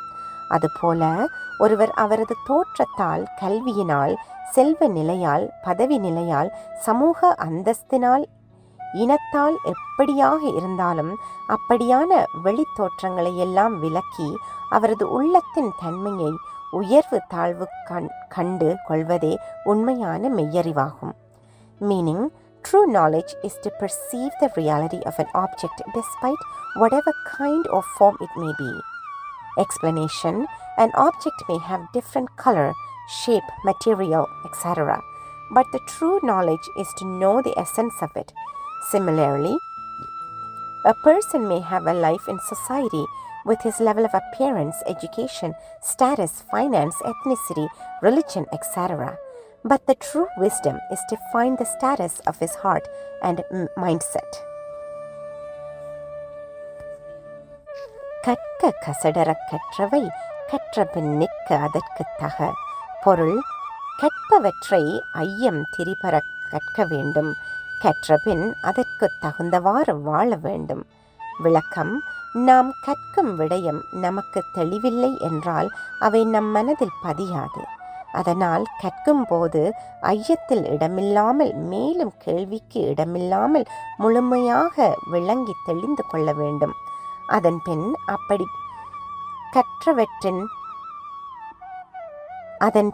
அப்படி கற்றவற்றிற்கேற்ப எமது வாழ்க்கையை வாழ வேண்டும். அப்போதுதான் கற்றதன் பயனை பெறுவோம். Meaning: learn beyond any doubt, and after learning whatever you learn, live accordingly to them. Explanation: whatever we learn, we have to learn beyond any doubt, otherwise it won't stay in our mind. But after learning that way, it is more important to live accordingly in order to get that benefit of it.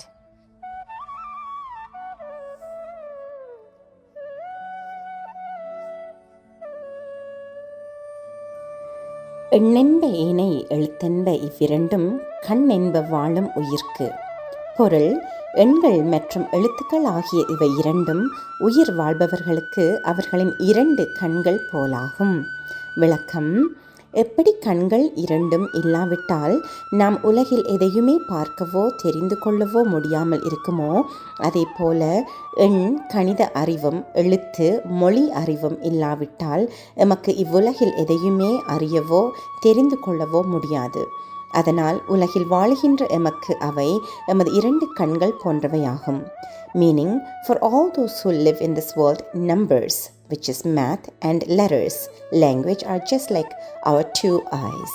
Explanation: If we do not have our two eyes, we cannot see or visualize this world. In the same way, if we do not have the knowledge of mathematics and language, we cannot visualize or understand anything in this world. So they both are like their two eyes for everyone living in this world.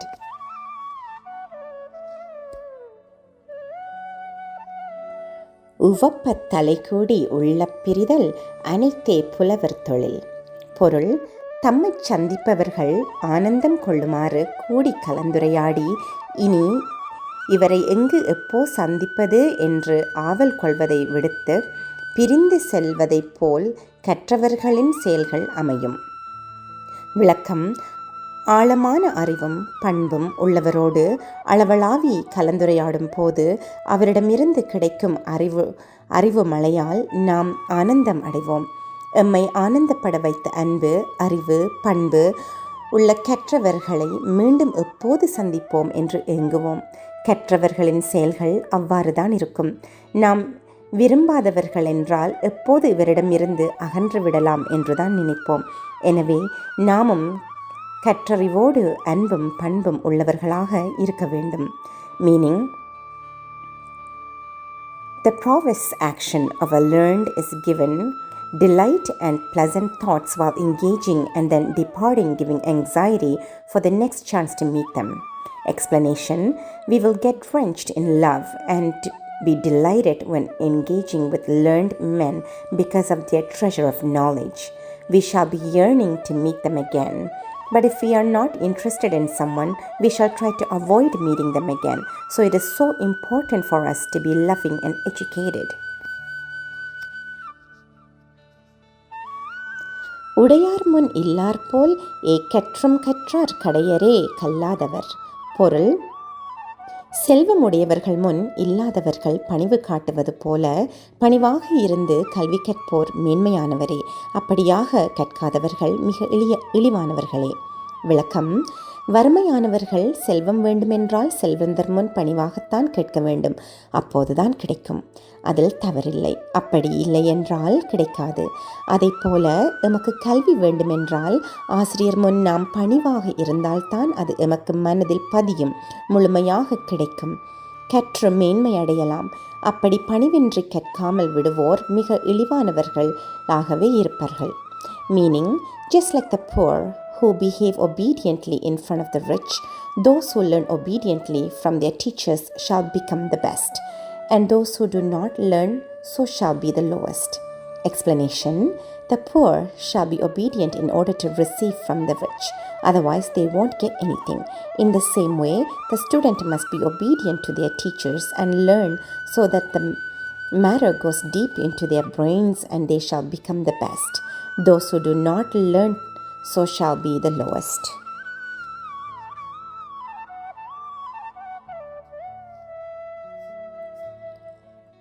தொண்டனை தூறும் மணக்கேணி மாந்தர்க்கு கற்றனை தூறும் அறிவு. பொருள்: மண்ணில் தோண்டும் ஆழத்தின் அளவுக்குத்தான் கிணற்றில் நீர் ஊறும். அதுபோல மனிதருக்கு கற்கும் அளவிற்கே அறிவு பெருகும். விளக்கம்: நாம் எவ்வளவு ஆழமாக கிணற்றை தோண்டுகின்றோமோ அவ்வளவுக்கு நீர் அதிகமாக கிடைக்கும். அதுபோன்று நாம் எவ்வளவுக்கு அதிகமாக கற்கின்றோமோ அவ்வளவுக்கு அறிவு அதிகமாக பெருகும். எனவே எம்மால் முடிந்த அளவிற்கு அதிகமாக கற்று அதிக அளவில் அறிவுள்ளவர்களாக வர வேண்டும். Meaning, the amount of water in a well depends on the depth we dig. The amount of knowledge of people depends on the amount of how much they learn. Explanation: everyone wishes to get the maximum amount of water from their well. They have to dig more and more to get more water. In the same way, people have to learn more and more in order to get more knowledge. So we have to learn the maximum possible and be knowledgeable.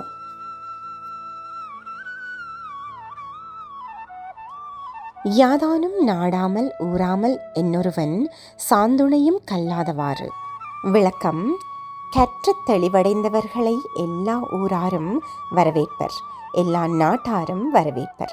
அப்படி எல்லா ஊராராலும் எல்லா நாட்டாராலும் வரவேற்கப்படுகின்ற சிறப்பு கற்று தெளிவடைந்தவர்களுக்காகத்தான் இருக்கின்றது என்பதை அறிந்தும் இறக்கும் வரை கற்காமலே காலம் கழிப்பது ஏன்தானோ?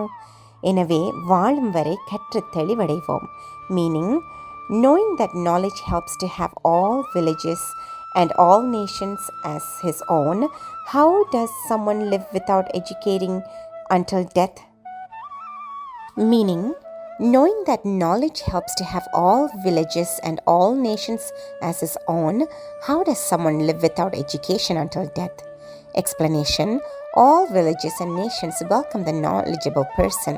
He feels all places are his own. An ignorant person will not be accepted anywhere. This emphasizes the importance of education. It is pathetic that someone does not become educated until death.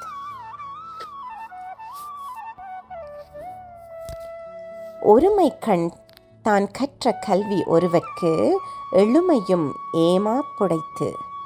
பொருள்: ஒருவருக்கு தான் ஒரு பிறவியில் கற்ற கல்வியானது அடுத்து வரக்கூடிய 7 பிறவியிலும் சென்று உதவக்கூடியது. விளக்கம்: பொருட்செல்வம் அழியக்கூடியது, இறக்கும் போது இதையும் கொண்டு செல்ல முடியாது. ஆனால் கல்வி செல்வமானது இறந்தாலும் உயிரோடு கூடவே செல்லக்கூடியது. ஒரு பிறவிக்கு மட்டுமல்லாது அடுத்து 7 பிறவிகளுக்கும் கூடவே சென்று உதவும். ஆகையால் அதன் அருமை உணர்ந்து நாம் நமது கல்விக்கு, அறிவிற்கு முன்னுரிமை கொடுக்க வேண்டும். Meaning, the education that one person gets in this birth can help him not only in this birth but up to 7 births to come. Explanation: any worldly wealth that someone acquires shall not be with them permanently. When that person dies, it won't go with them. But the education that someone gets will not only help him in this birth but also will go with him even to 7 births to come. So realize the worth of education, knowledge, and give top priority to that.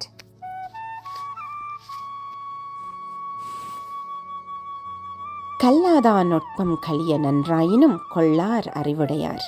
பொருள்: நூல்களை கற்காதவனுடைய அறிவு ஒருவேளை நன்றாக இருந்தாலும் கூட அதை கற்றறிந்த அறிவுடையார் ஏற்றுக்கொள்ள மாட்டார்கள்.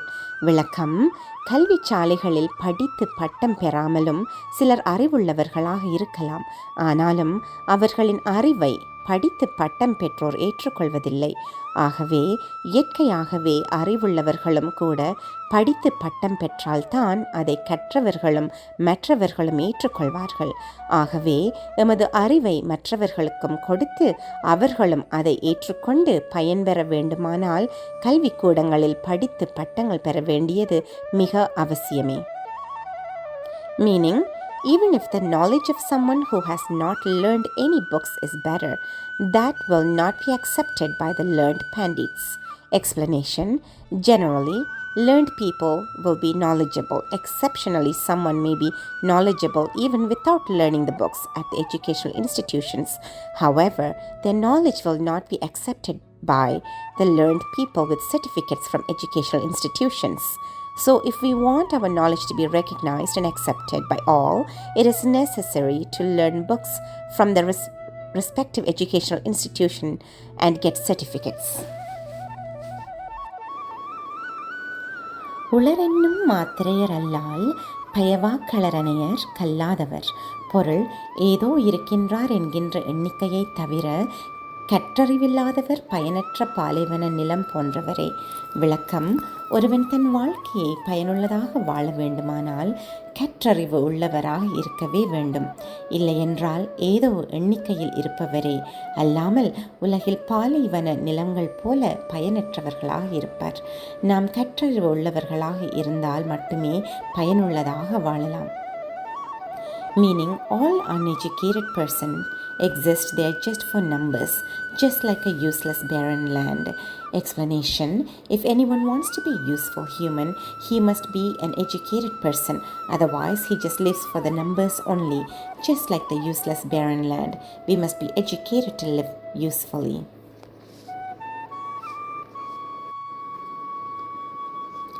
விலங்கொடு மக்களனையர் இலங்கு நூல் கற்றாரோடேனையவர்.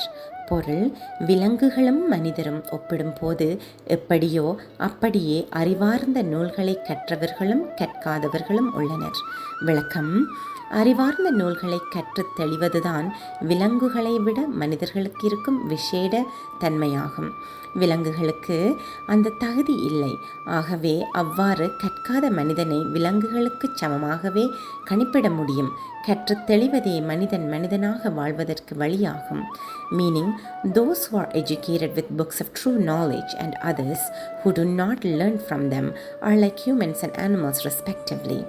Explanation: the difference between humans and animals is that humans can learn books of true knowledge.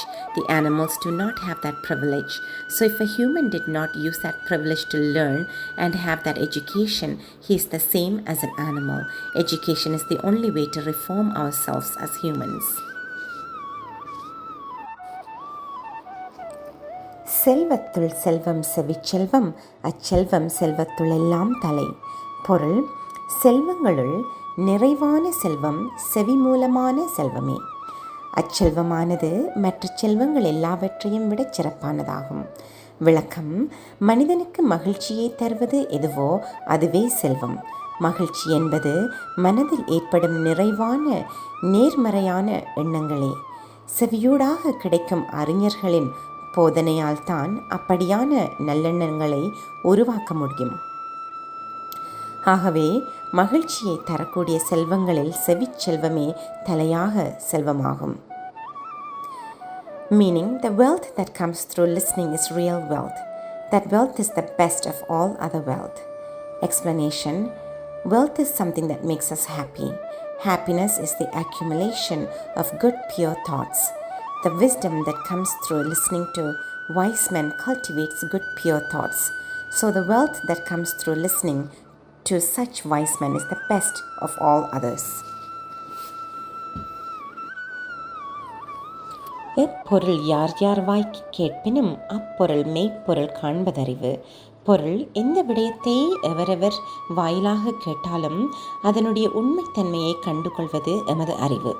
விளக்கம்: ஏதேதோ விடயங்களை எல்லாம் யார் யார் மூலமாகவோ நாங்கள் கேட்கலாம். அப்படி கேட்பதால் மட்டும் அதன் உண்மையான விளக்கம் நமக்கு கிடைத்து விடாது. கேட்டவரை பகுத்தறிவின் மூலம் நாமாகவே தெளிந்து புரிந்து கொள்ளும் போது அது எமது அறிவாகும். Meaning, whatever and from whoever we may listen to, realizing the true meaning of that becomes our knowledge. Explanation: we may listen to so many facts from so many people, but they cannot become our knowledge. If we discriminate and find the true meaning ourselves, that will become our knowledge.